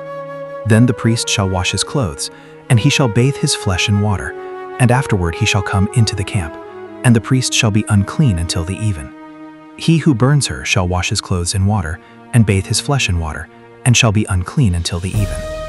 A man who is clean shall gather up the ashes of the heifer, and lay them up outside of the camp in a clean place, and it shall be kept for the congregation of the children of Israel, for a water for impurity. It is a sin offering.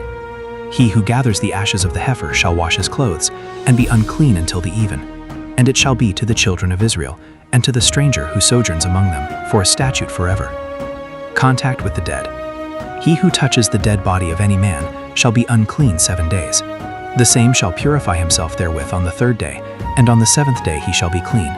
But if he doesn't purify himself the 3rd day, then the 7th day he shall not be clean. Whoever touches a dead person, the body of a man who has died, and doesn't purify himself, defiles the tent of Yahweh. And that soul shall be cut off from Israel. Because the water for impurity was not sprinkled on him, he shall be unclean. His uncleanness is yet on him. This is the law when a man dies in a tent. Everyone who comes into the tent, and everyone who is in the tent, shall be unclean 7 days. Every open vessel, which has no covering bound on it, is unclean. Whoever in the open field touches one who is slain with a sword, or a dead body, or a bone of a man, or a grave, shall be unclean 7 days. For the unclean they shall take of the ashes of the burning of the sin offering, and running water shall be put thereto in a vessel. And a clean person shall take hyssop, and dip it in the water, and sprinkle it on the tent, and on all the vessels, and on the persons who were there, and on him who touched the bone, or the slain, or the dead, or the grave. And the clean person shall sprinkle on the unclean on the 3rd day, and on the 7th day. And on the 7th day he shall purify him, and he shall wash his clothes, and bathe himself in water, and shall be clean at even. But the man who shall be unclean, and shall not purify himself, that soul shall be cut off from the midst of the assembly, because he has defiled the sanctuary of Yahweh. The water for impurity has not been sprinkled on him, he is unclean. It shall be a perpetual statute to them. And he who sprinkles the water for impurity shall wash his clothes, and he who touches the water for impurity shall be unclean until even. Whatever the unclean person touches shall be unclean, and the soul that touches it shall be unclean until even. Numbers 20. The death of Miriam. The children of Israel, even the whole congregation, came into the wilderness of Zin in the 1st month. The people stayed in Kadesh. Miriam died there and was buried there. There was no water for the congregation, and they assembled themselves together against Moses and against Aaron. The people quarreled with Moses and spoke, saying, "We wish that we had died when our brothers died before Yahweh. Why have you brought Yahweh's assembly into this wilderness, that we should die there, we and our animals? Why have you made us to come up out of Egypt to bring us into this evil place? It is no place of seed, or of figs, or of vines, or of pomegranates, neither is there any water to drink." Moses strikes the rock. Moses and Aaron went from the presence of the assembly to the door of the tent of meeting and fell on their faces. Yahweh's glory appeared to them. Yahweh spoke to Moses, saying, "Take the rod and assemble the congregation, you and Aaron your brother, and speak to the rock before their eyes, that it pour out its water. You shall bring water to them out of the rock, so you shall give the congregation and their livestock drink." Moses took the rod from before Yahweh, as he commanded him. Moses and Aaron gathered the assembly together before the rock, and he said to them, "Hear now, you rebels, shall we bring water out of this rock for you?" Moses lifted up his hand and struck the rock with his rod twice, and water came out abundantly. The congregation and their livestock drank. Yahweh said to Moses and Aaron, "Because you didn't believe in me to sanctify me in the eyes of the children of Israel, therefore you shall not bring this assembly into the land which I have given them. These are the waters of Meribah, because the children of Israel strove with Yahweh, and he was sanctified in them." Edom refuses passage. Moses sent messengers from Kadesh to the king of Edom, saying, "Thus says your brother Israel, you know all the travail that has happened to us, how our fathers went down into Egypt, and we lived in Egypt a long time. The Egyptians mistreated us and our fathers. When we cried to Yahweh, he heard our voice, sent an angel, and brought us out of Egypt. Behold, we are in Kadesh, a city in the edge of your border. Please let us pass through your land. We will not pass through field or through vineyard, neither will we drink from the water of the wells.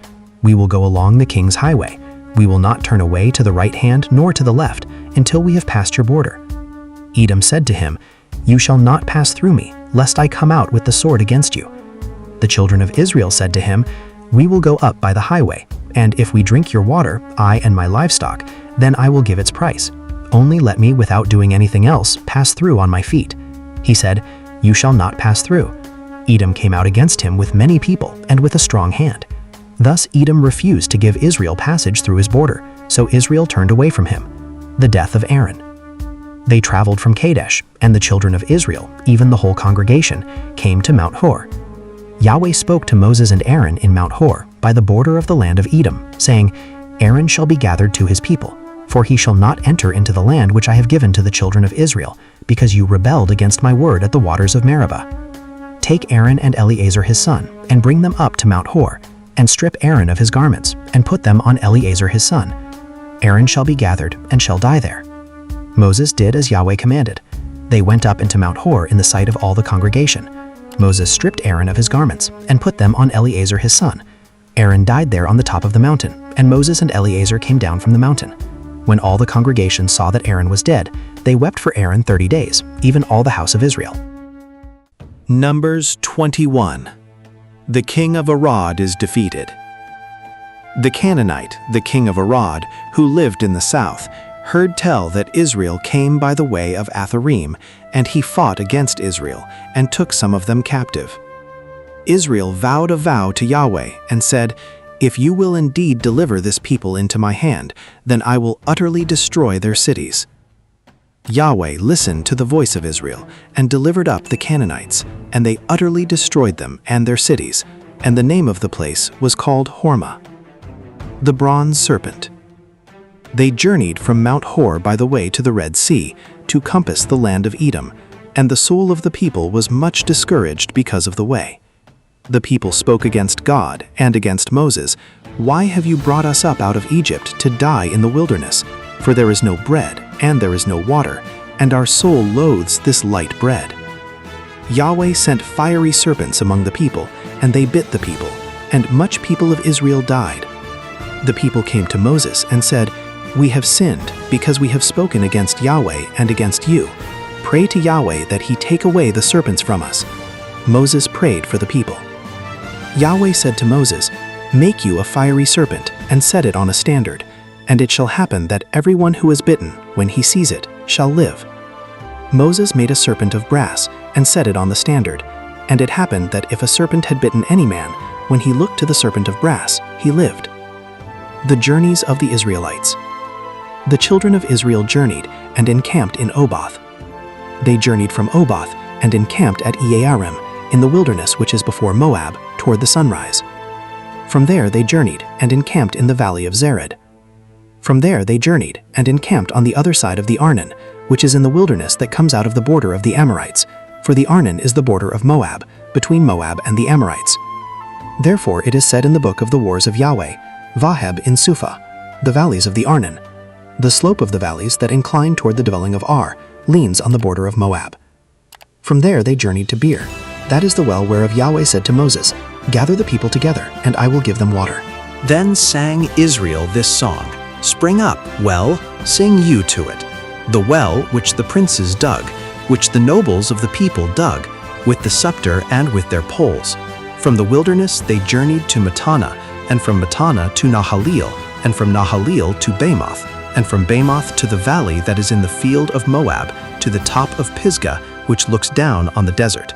The victory over Sihon, king of the Amorites. Israel sent messengers to Sihon, king of the Amorites, saying, "Let me pass through your land. We will not turn aside into field or into vineyard. We will not drink of the water of the wells. We will go by the king's highway until we have passed your border." Sihon would not allow Israel to pass through his border, but Sihon gathered all his people together and went out against Israel into the wilderness, and came to Jahaz, and he fought against Israel. Israel struck him with the edge of the sword, and possessed his land from the Arnon to the Jabbok, even to the children of Ammon, for the border of the children of Ammon was strong. Israel took all these cities, and Israel lived in all the cities of the Amorites, in Heshbon and in all the towns of it. For Heshbon was the city of Sihon, the king of the Amorites, who had fought against the former king of Moab, and taken all his land out of his hand, even to the Arnon. Therefore those who speak in Proverbs say, "Come you to Heshbon, let the city of Sihon be built and established. For a fire is gone out of Heshbon, a flame from the city of Sihon. It has devoured Ar of Moab, the lords of the high places of the Arnon. Woe to you, Moab! You are undone, people of Chemosh. He has given his sons as fugitives, his daughters into captivity, to Sihon, king of the Amorites. We have shot at them. Heshbon is perished, even to Dibon. We have laid waste even to Nophah, which reaches to Medeba. The victory over Og, king of Bashan. Thus Israel lived in the land of the Amorites. Moses sent to spy out Jazer, and they took the towns of it, and drove out the Amorites who were there. They turned and went up by the way of Bashan, and Og the king of Bashan went out against them, he and all his people, to battle at Edrei. Yahweh said to Moses, "Don't fear him, for I have delivered him into your hand, and all his people and his land, and you shall do to him as you did to Sihon king of the Amorites, who lived at Heshbon." So they struck him, and his sons and all his people, until there was none left him remaining, and they possessed his land. Balak sends messengers to Balak. The children of Israel journeyed and encamped in the plains of Moab beyond the Jordan at Jericho. Balak, the son of Zippor, saw all that Israel had done to the Amorites. Moab was sore afraid of the people, because they were many, and Moab was distressed because of the children of Israel. Moab said to the elders of Midian, "Now will this multitude lick up all that is round about us, as the ox licks up the grass of the field." Balak the son of Zippor was king of Moab at that time.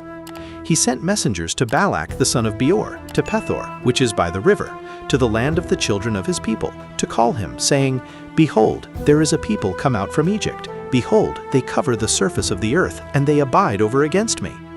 Please come now, therefore, curse me this people, for they are too mighty for me.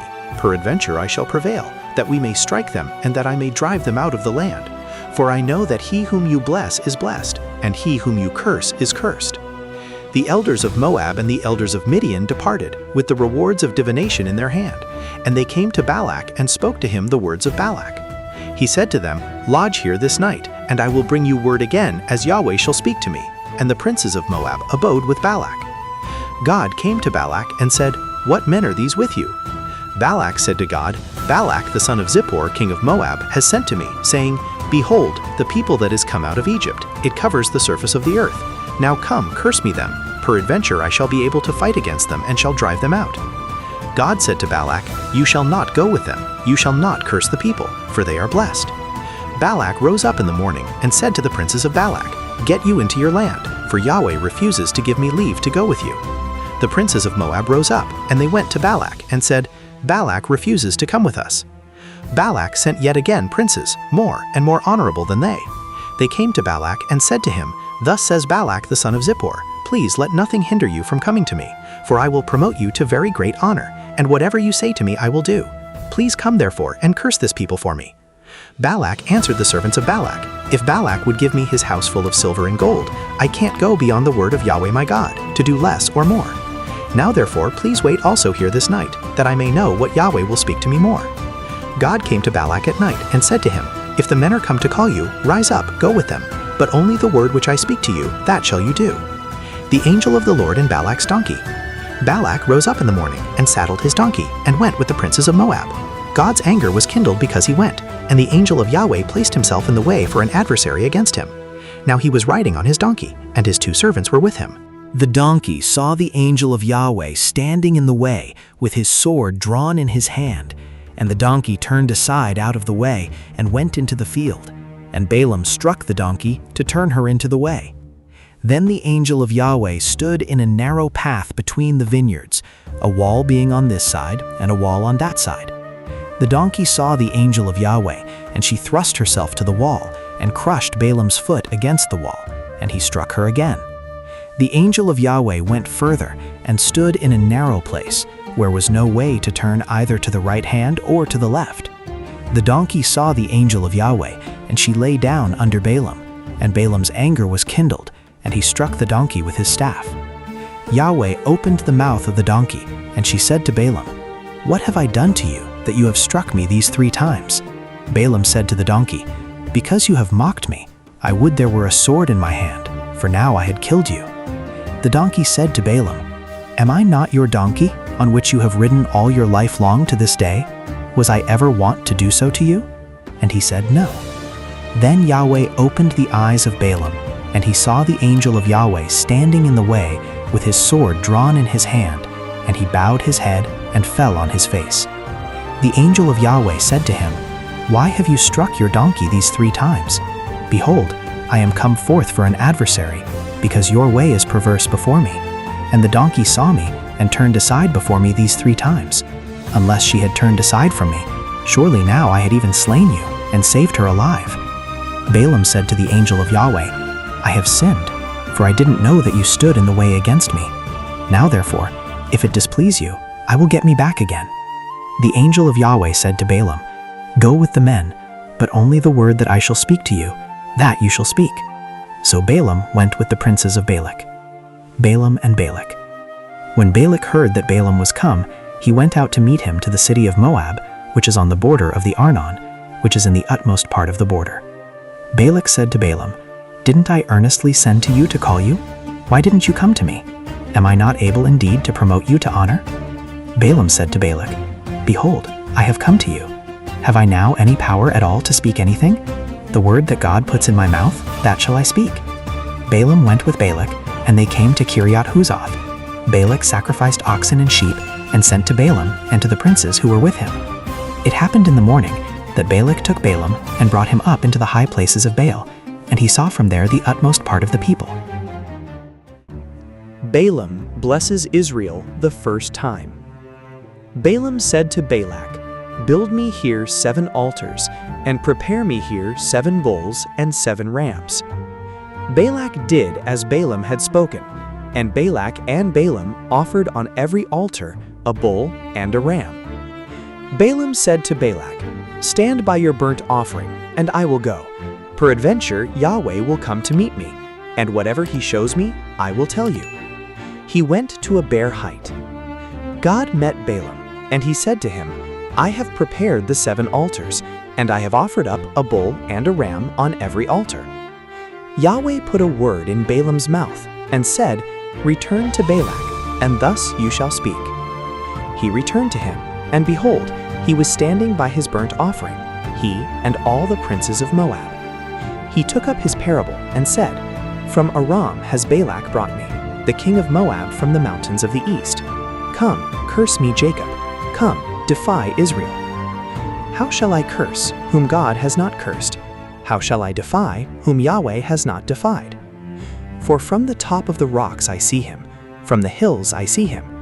Behold, it is a people that dwells alone, and shall not be reckoned among the nations. Who can count the dust of Jacob, or number the 4th part of Israel? Let me die the death of the righteous. Let my last end be like his." Balak said to Balaam, "What have you done to me? I took you to curse my enemies, and behold, you have blessed them altogether." He answered and said, "Must I not take heed to speak that which Yahweh puts in my mouth?" Balaam blesses Israel the 2nd time. Balaam said to him, "Please come with me to another place, from whence you may see them. You shall see but the utmost part of them, and shall not see them all, and curse me them from there." He took him into the field of Zophim, to the top of Pisgah, and built 7 altars, and offered up a bull and a ram on every altar. He said to Balak, "Stand here by your burnt offering, while I meet Yahweh yonder." Yahweh met Balaam, and put a word in his mouth, and said, "Return to Balak, and thus shall you speak." He came to him, and behold, he was standing by his burnt offering, and the princes of Moab with him. Balak said to him, "What has Yahweh spoken?" He took up his parable and said, "Rise up, Balak, and hear. Listen to me, you son of Zippor. God is not a man that he should lie, neither the son of man that he should repent. Has he said, and will he not do it? Or has he spoken, and will he not make it good? Behold, I have received commandment to bless. He has blessed, and I can't reverse it. He has not seen iniquity in Jacob, neither has he seen perverseness in Israel. Yahweh his God is with him. The shout of a king is among them. God brings them forth out of Egypt. He has, as it were, the strength of the wild ox. Surely there is no enchantment with Jacob, neither is there any divination with Israel. Now shall it be said of Jacob and of Israel, What has God done? Behold, the people rises up as a lioness. As a lion does he lift himself up. He shall not lie down until he eat of the prey, drink the blood of the slain. Balak said to Balaam, Neither curse them at all, nor bless them at all. But Balaam answered Balak, Didn't I tell you, saying all that Yahweh speaks that I must do? Balaam blesses Israel the 3rd time. Balak took Balaam to the top of Peor, that looks down on the desert. Balaam said to Balak, Build me here 7 altars, and prepare me here 7 bulls and 7 rams. Balak did as Balaam had said, and offered up a bull and a ram on every altar. Balaam foretells Israel's future. When Balaam saw that it pleased Yahweh to bless Israel, he didn't go, as at the other times, to meet with enchantments, but he set his face toward the wilderness. Balaam lifted up his eyes, and he saw Israel dwelling according to their tribes, and the Spirit of God came on him. He took up his parable and said, Balaam the son of Beor says, The man whose eye was closed says, He says who hears the words of God, who sees the vision of the Almighty, falling down and having his eyes open. How goodly are your tents, Jacob, your tents, Israel. As valleys are they spread forth, as gardens by the riverside, as lignolows which Yahweh has planted, as cedar trees beside the waters. Water shall flow from his buckets, his seed shall be in many waters. His king shall be higher than Agag, his kingdom shall be exalted. God brings him forth out of Egypt. He has, as it were, the strength of the wild ox. He shall eat up the nations his adversaries, shall break their bones in pieces, smite them through with his arrows. He couched, he lay down as a lion, as a lioness. Who shall rouse him up? Blessed be everyone who blesses you. Cursed be everyone who curses you. Balak's anger was kindled against Balaam, and he struck his hands together. And Balak said to Balaam, I called you to curse my enemies, and behold, you have altogether blessed them these 3 times. Therefore now flee you to your place. I thought to promote you to great honor, but behold, Yahweh has kept you back from honor. Balaam said to Balaam, Didn't I also tell your messengers who you sent to me, saying, If Balak would give me his house full of silver and gold, I can't go beyond the word of Yahweh, to do either good or bad of my own mind. What Yahweh speaks, that will I speak. Now behold, I go to my people. Come, and I will advertise you what this people shall do to your people in the latter days. He took up his parable and said, Balaam the son of Beor says, The man whose eye was closed says, He says who hears the words of God, knows the knowledge of the Most High, who sees the vision of the Almighty, falling down and having his eyes open. I see him, but not now. I see him, but not near. There shall come forth a star out of Jacob. A scepter shall rise out of Israel, shall strike through the corners of Moab, break down all the sons of tumult. Edom shall be a possession. Seir also shall be a possession, who were his enemies, while Israel does valiantly. Out of Jacob shall one have dominion, shall destroy the remnant from the city. He looked at Amalek and took up his parable and said, Amalek was the first of the nations, but his latter end shall come to destruction. He looked at the Kenite and took up his parable and said, Strong is your dwelling place, your nest is set in the rock. Nevertheless, Cain shall be wasted, until Ashur shall carry you away captive. He took up his parable and said, Alas, who shall live when God does this? But ships shall come from the coast of Kittim. They shall afflict Ashur and shall afflict Eber. He also shall come to destruction. Balaam rose up and went and returned to his place, and Balak also went his way. The Israelites practice idolatry. Israel abode in Shittim, and the people began to play the prostitute with the daughters of Moab, for they called the people to the sacrifices of their gods, and the people ate and bowed down to their gods. Israel joined himself to Baal Peor, and the anger of Yahweh was kindled against Israel. Yahweh said to Moses, Take all the chiefs of the people, and hang them up to Yahweh before the sun, that the fierce anger of Yahweh may turn away from Israel. Moses said to the judges of Israel, Kill you every one his men who have joined themselves to Baal Peor. Behold, one of the children of Israel came and brought to his brothers a Midianite woman, in the sight of Moses, and in the sight of all the congregation of the children of Israel, while they were weeping at the door of the tent of meeting. When Phinehas, the son of Eleazar, the son of Aaron the priest, saw it, he rose up from the midst of the congregation, and took a spear in his hand. And he went after the man of Israel into the pavilion, and thrust both of them through, the man of Israel, and the woman through her body. So the plague was stayed from the children of Israel. Those who died by the plague were 24,000. Yahweh spoke to Moses, saying, Phinehas, the son of Eleazar, the son of Aaron the priest, has turned my wrath away from the children of Israel, in that he was jealous with my jealousy among them, so that I didn't consume the children of Israel in my jealousy. Therefore say, Behold, I give to him my covenant of peace, and it shall be to him and to his seed after him the covenant of an everlasting priesthood, because he was jealous for his God, and made atonement for the children of Israel. Now the name of the man of Israel that was slain, who was slain with the Midianite woman, was Zimri, the son of Salu, a prince of a father's house among the Simeonites. The name of the Midianite woman who was slain was Cosbi, the daughter of Zerah. He was head of the people of a father's house in Midian. Yahweh spoke to Moses, saying, Vex the Midianites, and strike them. For they vex you with their wiles, with which they have deceived you in the matter of Peor, and in the matter of Cosbi, the daughter of the prince of Midian, their sister, who was slain on the day of the plague in the matter of Peor. the second census of the Israelites.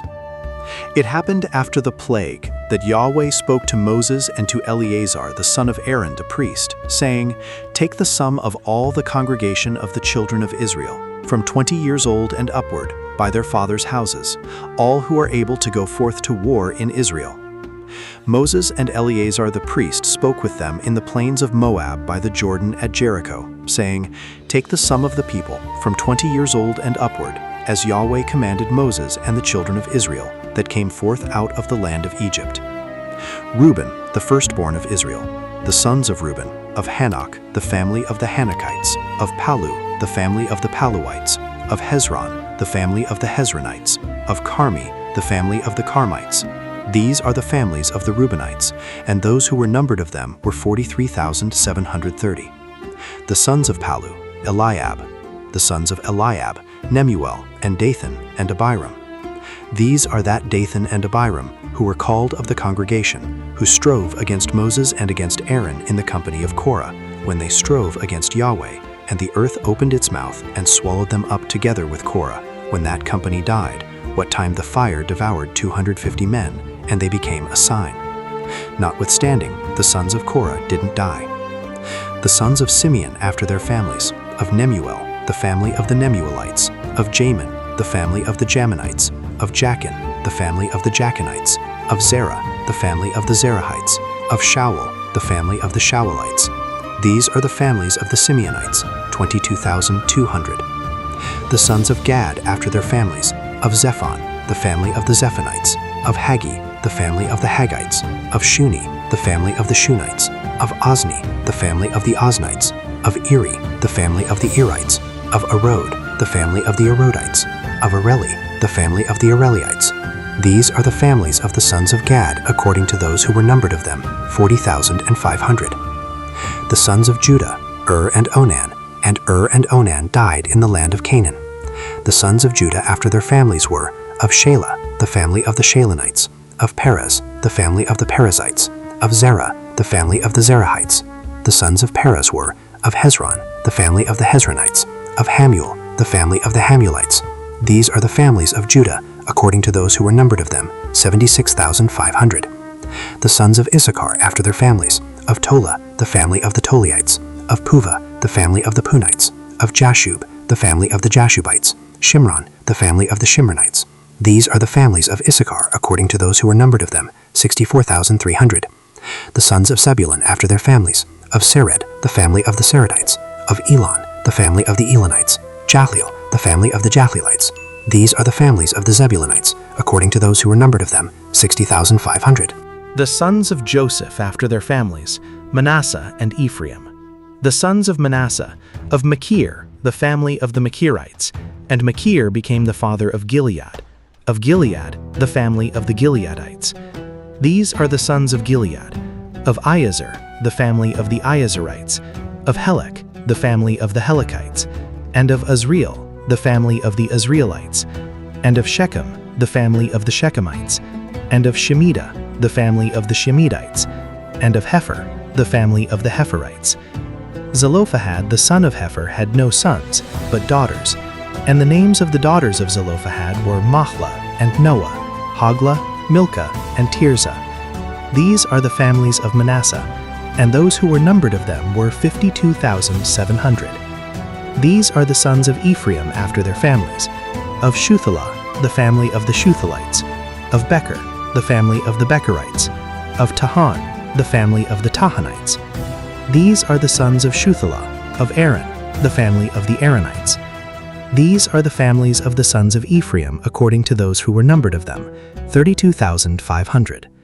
These are the sons of Joseph after their families.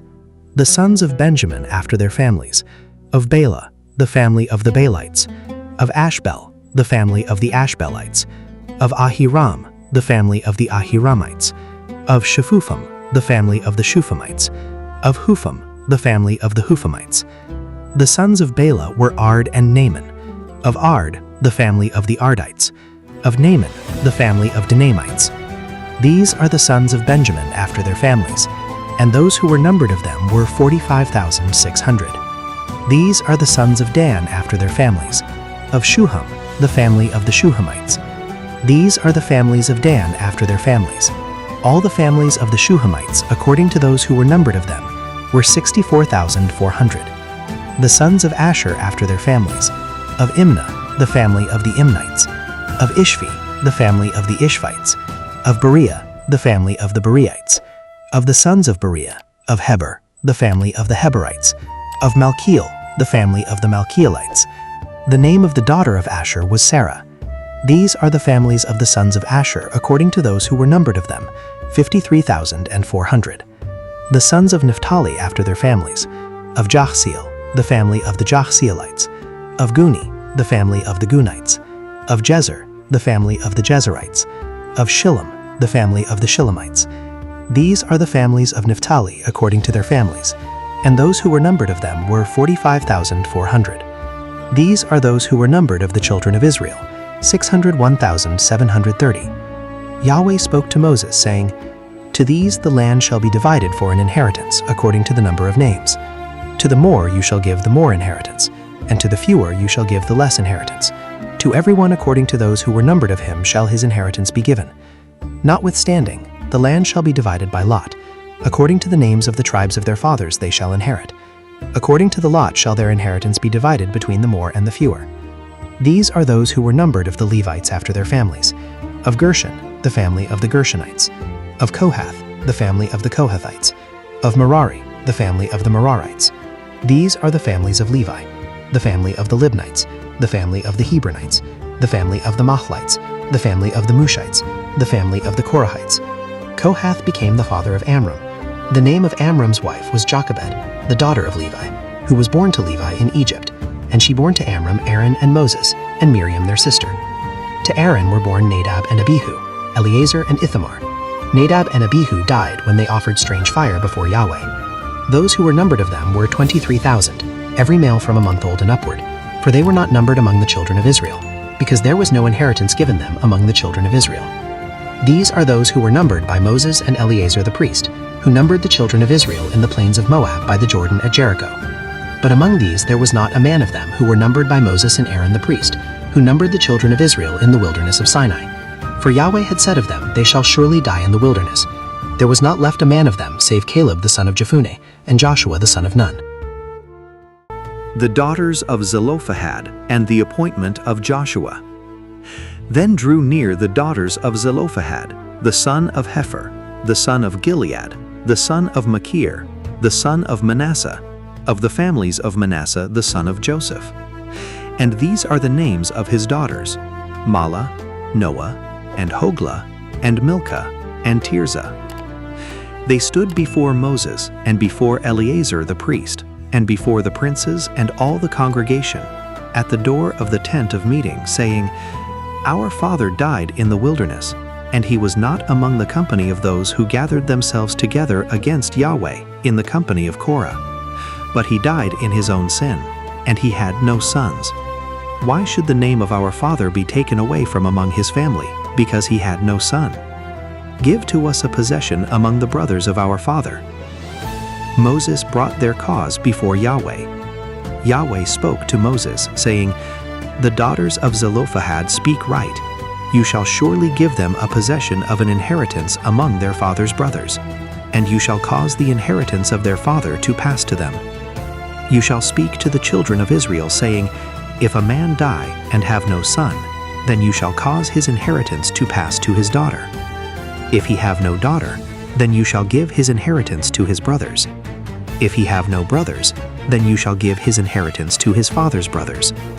If his father have no brothers, then you shall give his inheritance to his kinsman who is next to him of his family, and he shall possess it. And it shall be to the children of Israel a statute and ordinance, as Yahweh commanded Moses. Yahweh said to Moses, Get you up into this mountain of Abarim, and see the land which I have given to the children of Israel. When you have seen it, you also shall be gathered to your people, as Aaron your brother was gathered, because you rebelled against my word in the wilderness of Zin, in the strife of the congregation, to sanctify me at the waters before their eyes. These are the waters of Meribah of Kadesh in the wilderness of Zin.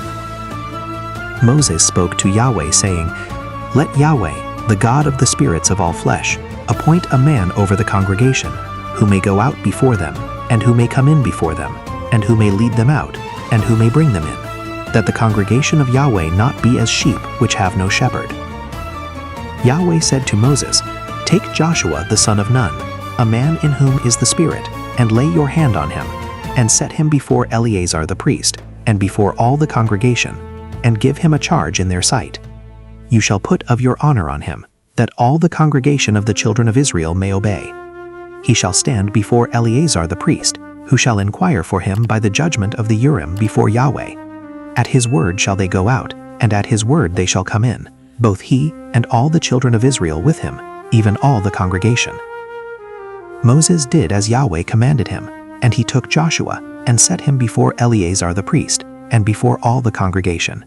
And he laid his hands on him, and gave him a charge, as Yahweh spoke by Moses.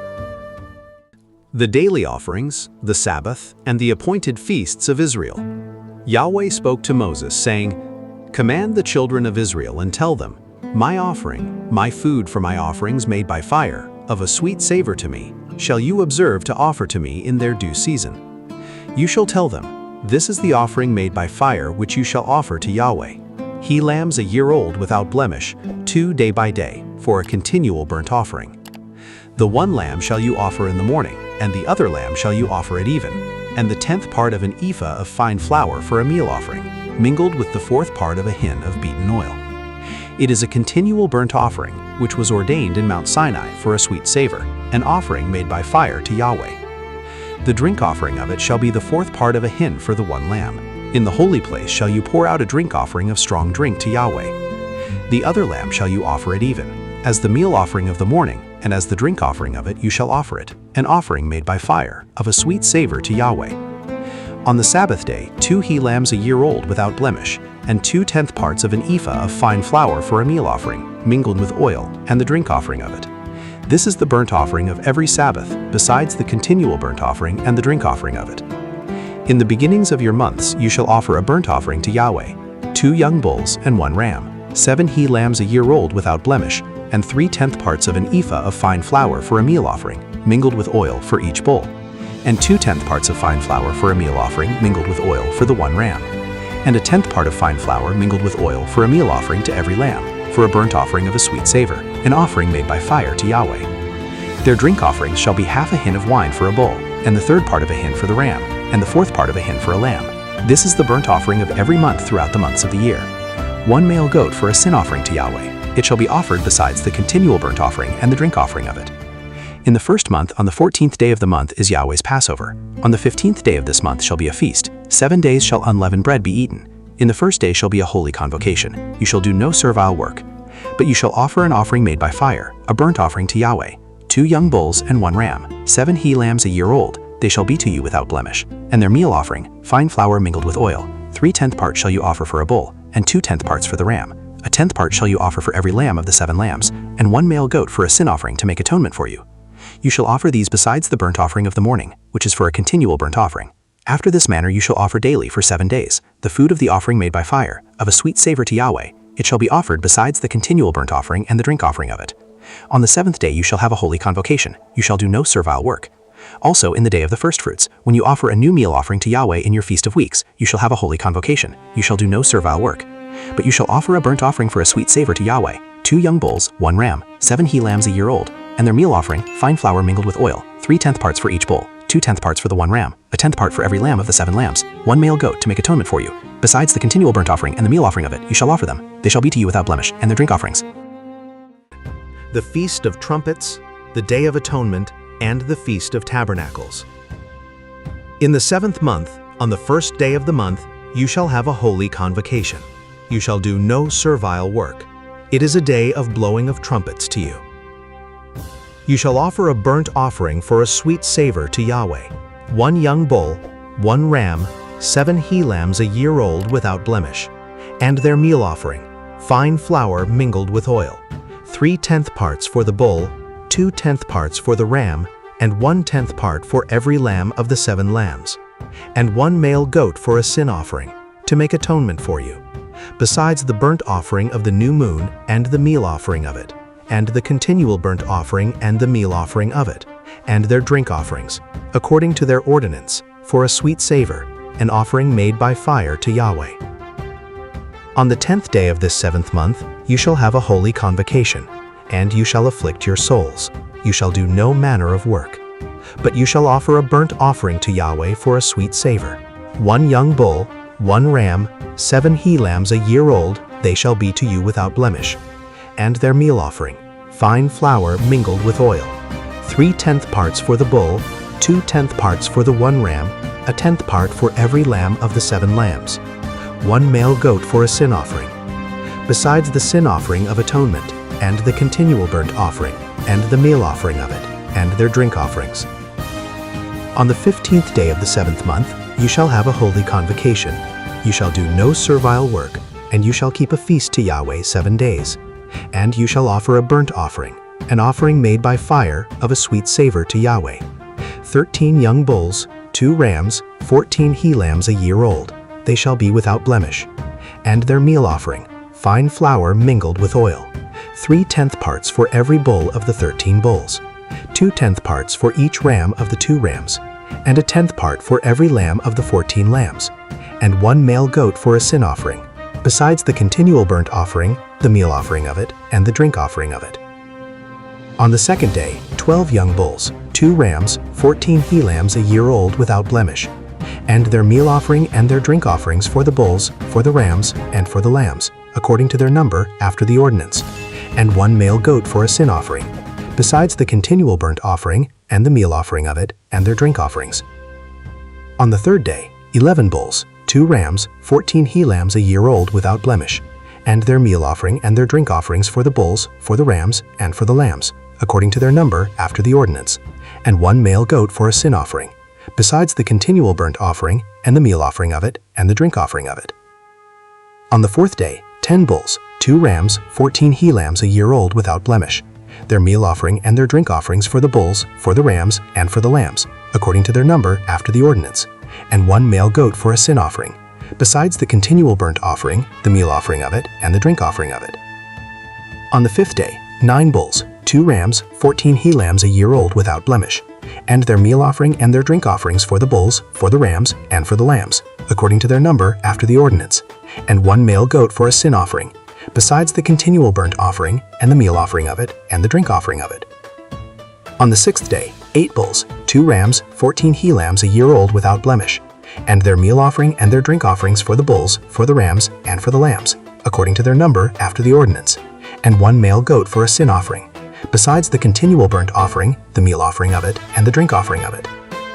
On the 7th day, 7 bulls, 2 rams, 14 he-lambs a year old without blemish, and their meal offering and their drink offerings for the bulls, for the rams, and for the lambs, according to their number after the ordinance, and 1 male goat for a sin offering, besides the continual burnt offering, the meal offering of it, and the drink offering of it. On the 8th day, you shall have a solemn assembly. You shall do no servile work, but you shall offer a burnt offering, an offering made by fire of a sweet savor to Yahweh. 1 bull, 1 ram, 7 he-lambs a year old without blemish. Their meal offering and their drink offerings for the bull, for the ram, and for the lambs shall be according to their number after the ordinance, and 1 male goat for a sin offering, besides the continual burnt offering, and the meal offering of it, and the drink offering of it.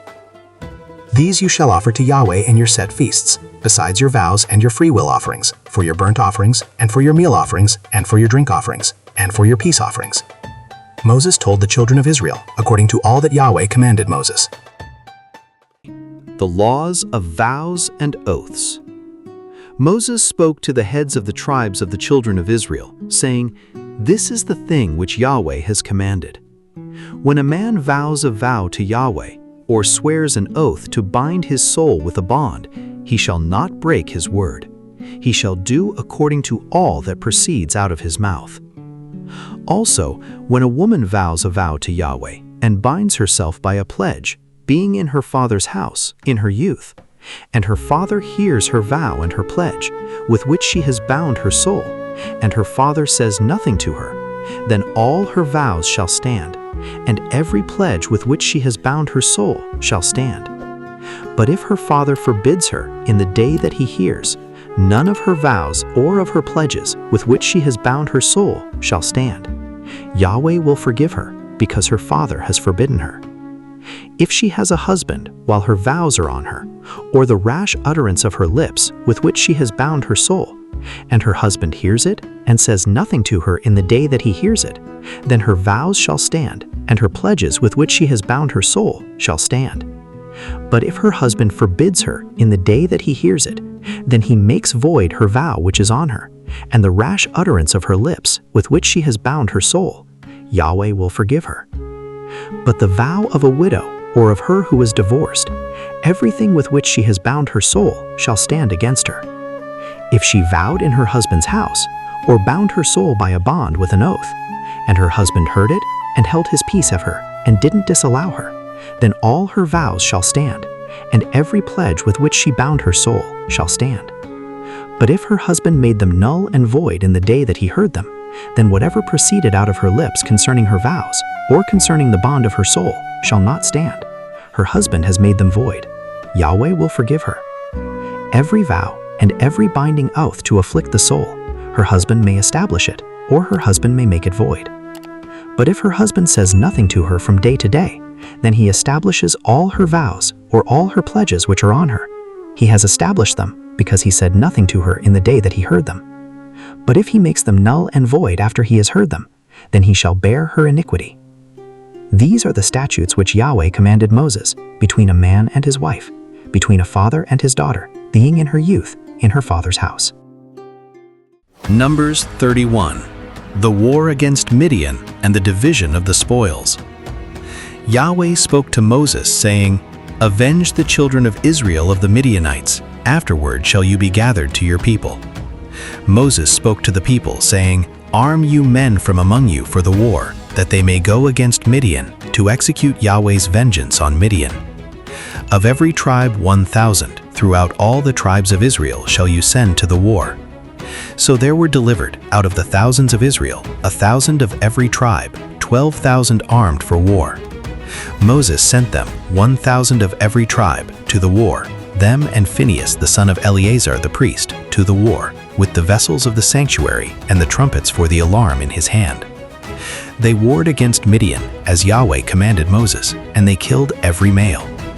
They killed the kings of Midian with the rest of their slain, Evi and Rechem and Zur and Hur and Reba, the 5 kings of Midian.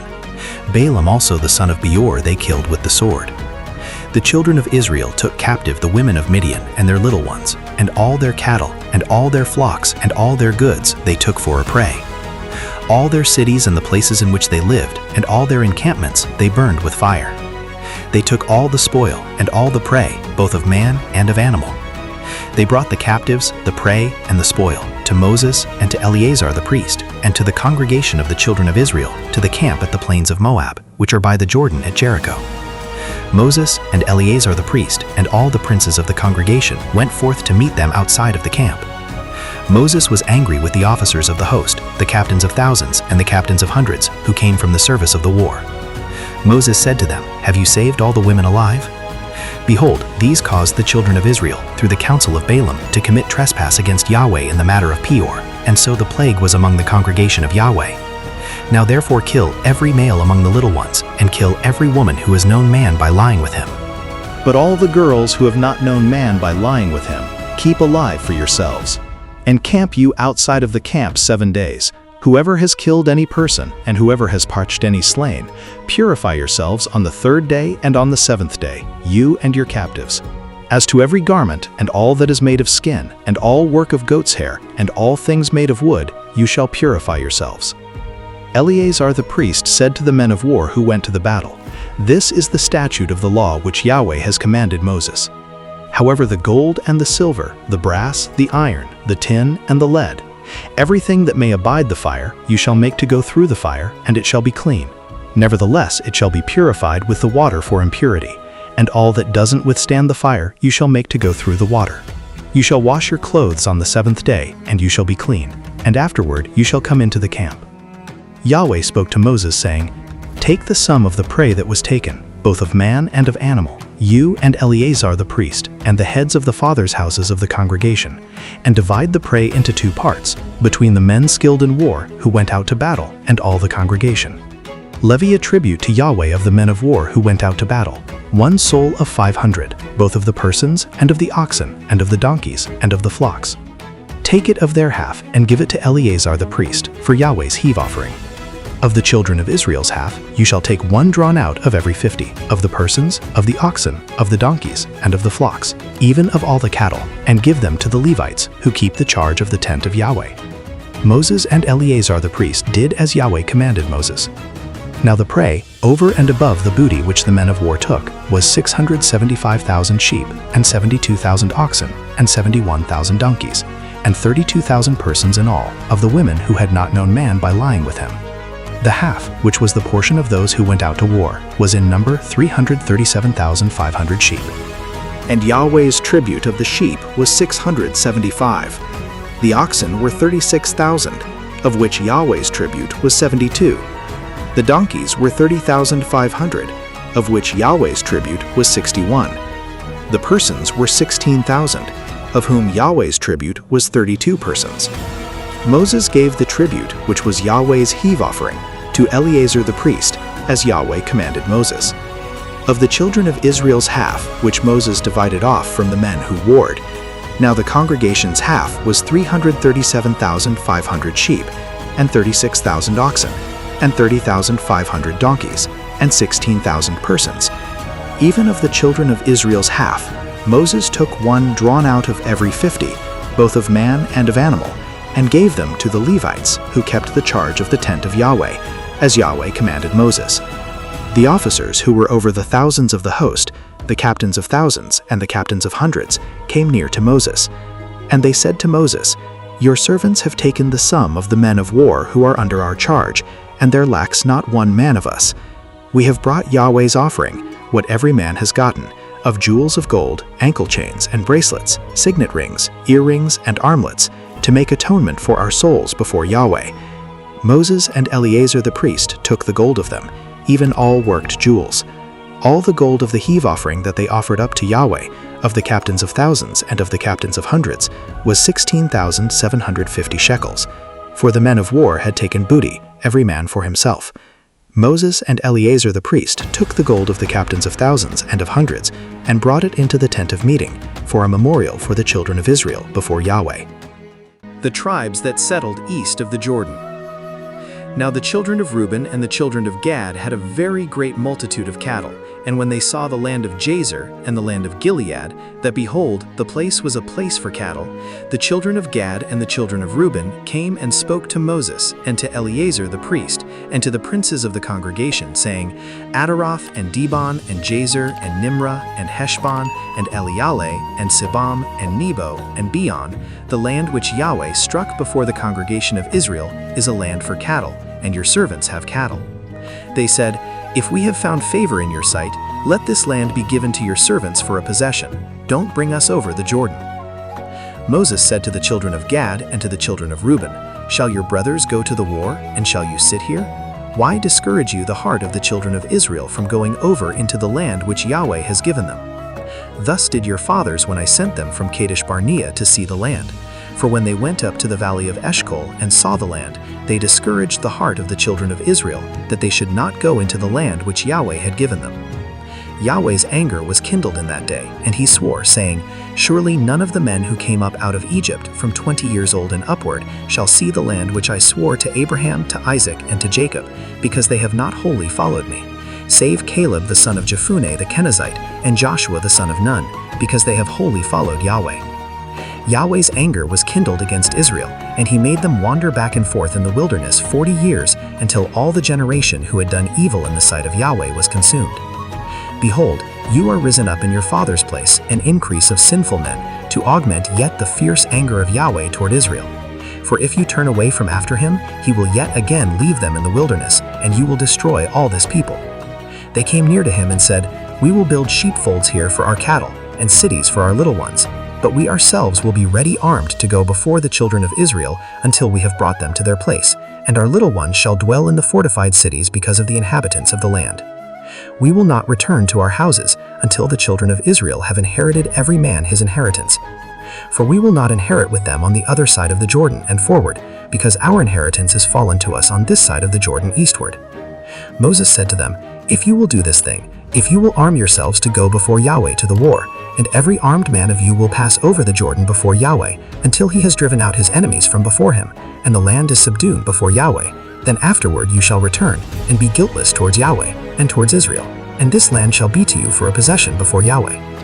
But if you will not do so, behold, you have sinned against Yahweh, and be sure your sin will find you out. Build you cities for your little ones, and folds for your sheep, and do that which has proceeded out of your mouth." The children of Gad and the children of Reuben spoke to Moses, saying, "Your servants will do as my Lord commands. Our little ones, our wives, our flocks, and all our cattle shall be there in the cities of Gilead. But your servants will pass over, every man who is armed for war, before Yahweh to battle, as my Lord says." So Moses gave charge concerning them to Eleazar the priest, and to Joshua the son of Nun, and to the heads of the fathers' houses of the tribes of the children of Israel. Moses said to them, "If the children of Gad and the children of Reuben will pass with you over the Jordan, every man who is armed to battle before Yahweh, and the land shall be subdued before you, then you shall give them the land of Gilead for a possession. But if they will not pass over with you armed, they shall have possessions among you in the land of Canaan." The children of Gad and the children of Reuben answered, saying, "As Yahweh has said to your servants, so will we do. We will pass over armed before Yahweh into the land of Canaan, and the possession of our inheritance shall remain with us beyond the Jordan." Moses gave to them, even to the children of Gad and to the children of Reuben, and to the half-tribe of Manasseh the son of Joseph, the kingdom of Sihon king of the Amorites, and the kingdom of Og king of Bashan, the land according to the cities of it with their borders, even the cities of the land round about. The children of Gad built Dibon, and Ataroth, and Aroer, and Atroth-Shophan, and Jazer, and Jogbehah, and Beth-Nimrah, and Beth-Haran, fortified cities and folds for sheep. The children of Reuben built Heshbon, and Elealeh, and Kiriathaim, and Nebo, and Baal-Maon, their names being changed, and Sibmah, and they gave other names to the cities which they built. The children of Machir the son of Manasseh went to Gilead, and took it, and dispossessed the Amorites who were therein. Moses gave Gilead to Machir the son of Manasseh, and he lived therein. Jair the son of Manasseh went and took the towns of it, and called them Havot Jair. Nobah went and took Canath and the villages of it, and called it Nobah after his own name. The journeys of Israel from Egypt to the plains of Moab. These are the journeys of the children of Israel when they went forth out of the land of Egypt by their hosts under the hand of Moses and Aaron. Moses wrote their goings out according to their journeys by the commandment of Yahweh, and these are their journeys according to their goings out. They journeyed from Ramesses in the first month, on the 15th day of the first month. On the next day after the Passover, the children of Israel went out with a high hand in the sight of all the Egyptians.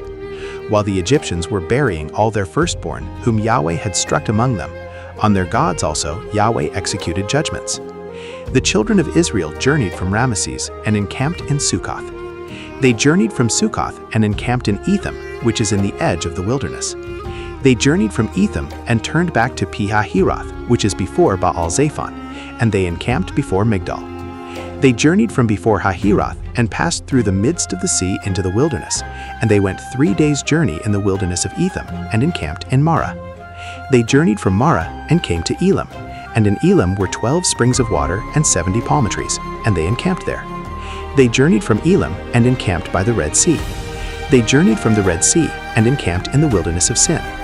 They journeyed from the wilderness of Sin and encamped in Dophkah. They journeyed from Dophkah and encamped in Alish. They journeyed from Alish and encamped in Rephidim, where was no water for the people to drink. They journeyed from Rephidim and encamped in the wilderness of Sinai. They journeyed from the wilderness of Sinai and encamped in Kibroth-Hattaavah. They journeyed from Kibroth-Hattaavah and encamped in Azaroth. They journeyed from Hazeroth and encamped in Rithmah. They journeyed from Rithmah and encamped in Rimmon Paris. They journeyed from Rimmon Paris and encamped in Libnah. They journeyed from Libnah and encamped in Rissah. They journeyed from Rissah and encamped in Kehelatha. They journeyed from Kehelatha and encamped in Mount Shepher. They journeyed from Mount Shepher and encamped in Harada. They journeyed from Harada and encamped in Makaloth. They journeyed from Makaloth and encamped in Tahath. They journeyed from Tahath and encamped in Terah. They journeyed from Tahath and encamped in Mizkah. They journeyed from Mizkah and encamped in Hashmonah. They journeyed from Hashmonah and encamped in Bene-Yaakan. They journeyed from Bene-Yaakan and encamped in Hor-Haggad. They journeyed from Hor-Haggad and encamped in Jotbatha. They journeyed from Jotbatha and encamped in Abrona. They journeyed from Abrona and encamped in Ezion-Geber. They journeyed from Ezion-Geber and encamped in the wilderness of Zin, the same as Kadesh. They journeyed from Kadesh and encamped in Mount Hor in the edge of the land of Edom. Aaron the priest went up into Mount Hor at the commandment of Yahweh and died there, in the 40th year after the children of Israel were come out of the land of Egypt, in the 5th month, on the 1st day of the month. Aaron was 123 years old when he died in Mount Hor. The Canaanite, the king of Arad, who lived in the south in the land of Canaan, heard of the coming of the children of Israel. They journeyed from Mount Hor and encamped in Zalmonah. They journeyed from Zalmonah and encamped in Punon. They journeyed from Punon and encamped in Oboth. They journeyed from Oboth and encamped in Iabarim in the border of Moab. They journeyed from Aim and encamped in Dibon-Gad. They journeyed from Dibon-Gad and encamped in Almon-Diblathaim. They journeyed from Almon-Diblathaim and encamped in the mountains of Abarim before Nebo. They journeyed from the mountains of Abarim and encamped in the plains of Moab by the Jordan at Jericho. They encamped by the Jordan from Beth-Jeshimoth even to Abel-Shittim in the plains of Moab. Yahweh spoke to Moses in the plains of Moab by the Jordan at Jericho, saying, "Speak to the children of Israel and tell them, when you pass over the Jordan into the land of Canaan, then you shall drive out all the inhabitants of the land from before you, and destroy all their figured stones, and destroy all their molten images, and demolish all their high places. And you shall take possession of the land and dwell therein, for to you have I given the land to possess it. You shall inherit the land by lot according to your families. To the more you shall give the more inheritance, and to the fewer you shall give the less inheritance. Wherever the lot falls to any man, that shall be his. According to the tribes of your fathers shall you inherit. But if you will not drive out the inhabitants of the land from before you, then shall those who you let remain of them be as pricks in your eyes, and as thorns in your sides, and they shall vex you in the land in which you dwell. It shall happen that as I thought to do to them, so will I do to you." The boundaries of the promised land. Yahweh spoke to Moses, saying, "Command the children of Israel, and tell them, when you come into the land of Canaan, this is the land that shall fall to you for an inheritance, even the land of Canaan according to the borders of it. Then your south quarter shall be from the wilderness of Zin along by the side of Edom, and your south border shall be from the end of the Salt Sea eastward. And your border shall turn about southward of the ascent of Akrabim, and pass along to Zin, and the goings out of it shall be southward of Kadesh Barnea, and it shall go forth to Hazar Adar, and pass along to Asmon. And the border shall turn about from Asmon to the brook of Egypt, and the goings out of it shall be at the sea. For the western border you shall have the great sea and the border of it. This shall be your west border. This shall be your north border. From the great sea you shall mark out for you Mount Hor. From Mount Hor you shall mark out to the entrance of Hamath, and the goings out of the border shall be at Zedad. And the border shall go forth to Ziphron, and the goings out of it shall be at Hazar-Enan. This shall be your north border. You shall mark out your east border from Hazar-Enan to Shephem, and the border shall go down from Shephem to Riblah on the east side of Ain. And the border shall go down and shall reach to the side of the sea of Kinnereth eastward. And the border shall go down to the Jordan, and the goings out of it shall be at the Salt Sea. This shall be your land according to the borders of it round about. Moses commanded the children of Israel, saying, "This is the land which ye shall inherit by lot, which Yahweh has commanded to give to the 9 tribes and to the half-tribe. For the tribe of the children of Reuben according to their fathers' houses, and the tribe of the children of Gad according to their fathers' houses have received, and the half-tribe of Manasseh have received their inheritance.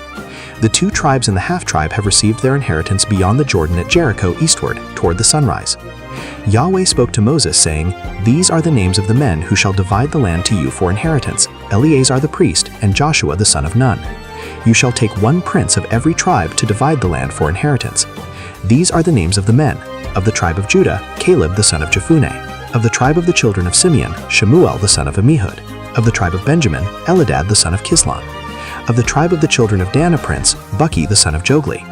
Of the children of Joseph, of the tribe of the children of Manasseh, a prince, Haniel the son of Ephod. Of the tribe of the children of Ephraim, a prince, Kemuel the son of Shifton. Of the tribe of the children of Zebulun, a prince, Elizaphan the son of Parnak. Of the tribe of the children of Issachar, a prince, Paltiel the son of Azan. Of the tribe of the children of Asher, a prince, Ahihed the son of Shalomi. Of the tribe of the children of Naphtali, a prince, Pedahel the son of Ammihud. These are they whom Yahweh commanded to divide the inheritance to the children of Israel in the land of Canaan. The cities of refuge. Yahweh spoke to Moses in the plains of Moab by the Jordan at Jericho, saying, "Command the children of Israel that they give to the Levites of the inheritance of their possession cities to dwell in, and suburbs for the cities round about them shall you give to the Levites. The cities shall they have to dwell in, and their suburbs shall be for their cattle, and for their substance, and for all their animals. The suburbs of the cities which you shall give to the Levites shall be from the wall of the city and outward 1,000 cubits round about. You shall measure outside of the city for the east side 2,000 cubits, and for the south side 2,000 cubits, and for the west side 2,000 cubits, and for the north side 2,000 cubits, the city being in the midst. This shall be to them the suburbs of the cities. The cities which you shall give to the Levites, they shall be the 6 cities of refuge, which you shall give for the manslayer to flee to, and besides them you shall give 42 cities. All the cities which you shall give to the Levites shall be 48 cities, them shall you give with their suburbs. Concerning the cities which you shall give of the possession of the children of Israel, from the many you shall take many, and from the few you shall take few. Everyone according to his inheritance which he inherits shall give of his cities to the Levites. Yahweh spoke to Moses, saying, Speak to the children of Israel, and tell them, When you pass over the Jordan into the land of Canaan, then you shall appoint you cities to be cities of refuge for you, that the manslayer who kills any person unwittingly may flee there. The city shall be to you for refuge from the avenger, that the manslayer not die, until he stands before the congregation for judgment. The cities which you shall give shall be for you 6 cities of refuge. You shall give 3 cities beyond the Jordan, and 3 cities shall you give in the land of Canaan. They shall be cities of refuge. For the children of Israel, and for the stranger, and for the sojourner among them, shall these 6 cities be for refuge, that everyone who kills any person unwittingly may flee there. But if he struck him with an instrument of iron so that he died, he is a murderer. The murderer shall surely be put to death. If he struck him with a stone in the hand, whereby a man may die, and he died, he is a murderer. The murderer shall surely be put to death. Or if he struck him with a weapon of wood in the hand, whereby a man may die, and he died, he is a murderer. The murderer shall surely be put to death. The avenger of blood shall himself put the murderer to death. When he meets him, he shall put him to death. If he thrust him of hatred, or hurled at him, lying in wait, so that he died, or in enmity struck him with his hand, so that he died, he who struck him shall surely be put to death. He is a murderer. The avenger of blood shall put the murderer to death when he meets him. But if he thrust him suddenly without enmity, or hurled on him anything without lying in wait, or with any stone whereby a man may die, not seeing him, and cast it on him so that he died, and he was not his enemy, nor sought his harm, then the congregation shall judge between the striker and the avenger of blood according to these ordinances. And the congregation shall deliver the manslayer out of the hand of the avenger of blood, and the congregation shall restore him to his city of refuge where he was fled, and he shall dwell therein until the death of the high priest who was anointed with the holy oil. But if the manslayer shall at any time go beyond the border of his city of refuge where he flees, and the avenger of blood find him outside of the border of his city of refuge, and the avenger of blood kill the manslayer, he shall not be guilty of blood, because he should have remained in his city of refuge until the death of the high priest. But after the death of the high priest, the manslayer shall return into the land of his possession. These things shall be for a statute and ordinance to you throughout your generations in all your dwellings. Whoever kills any person, the murderer shall be slain at the mouth of witnesses, but one witness shall not testify against any person that he die.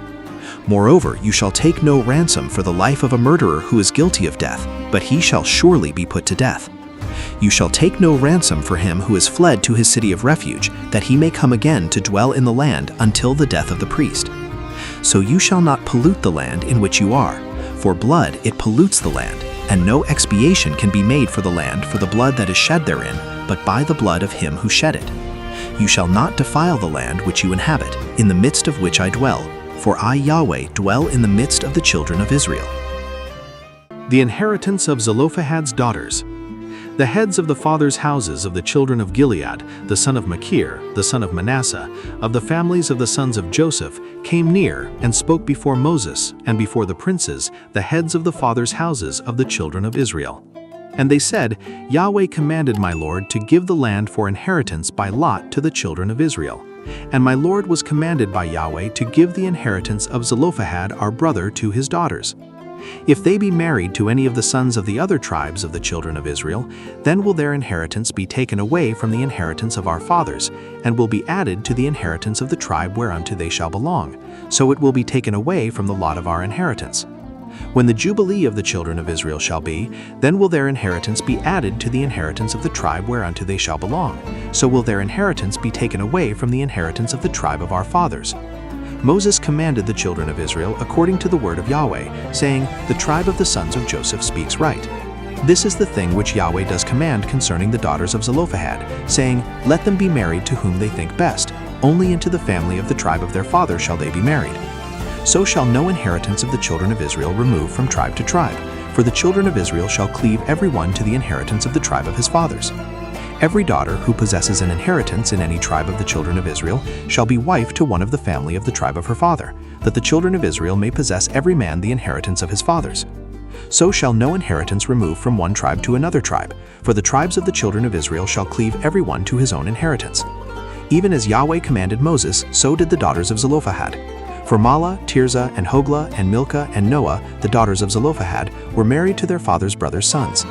They were married into the families of the sons of Manasseh, the son of Joseph, and their inheritance remained in the tribe of the family of their father.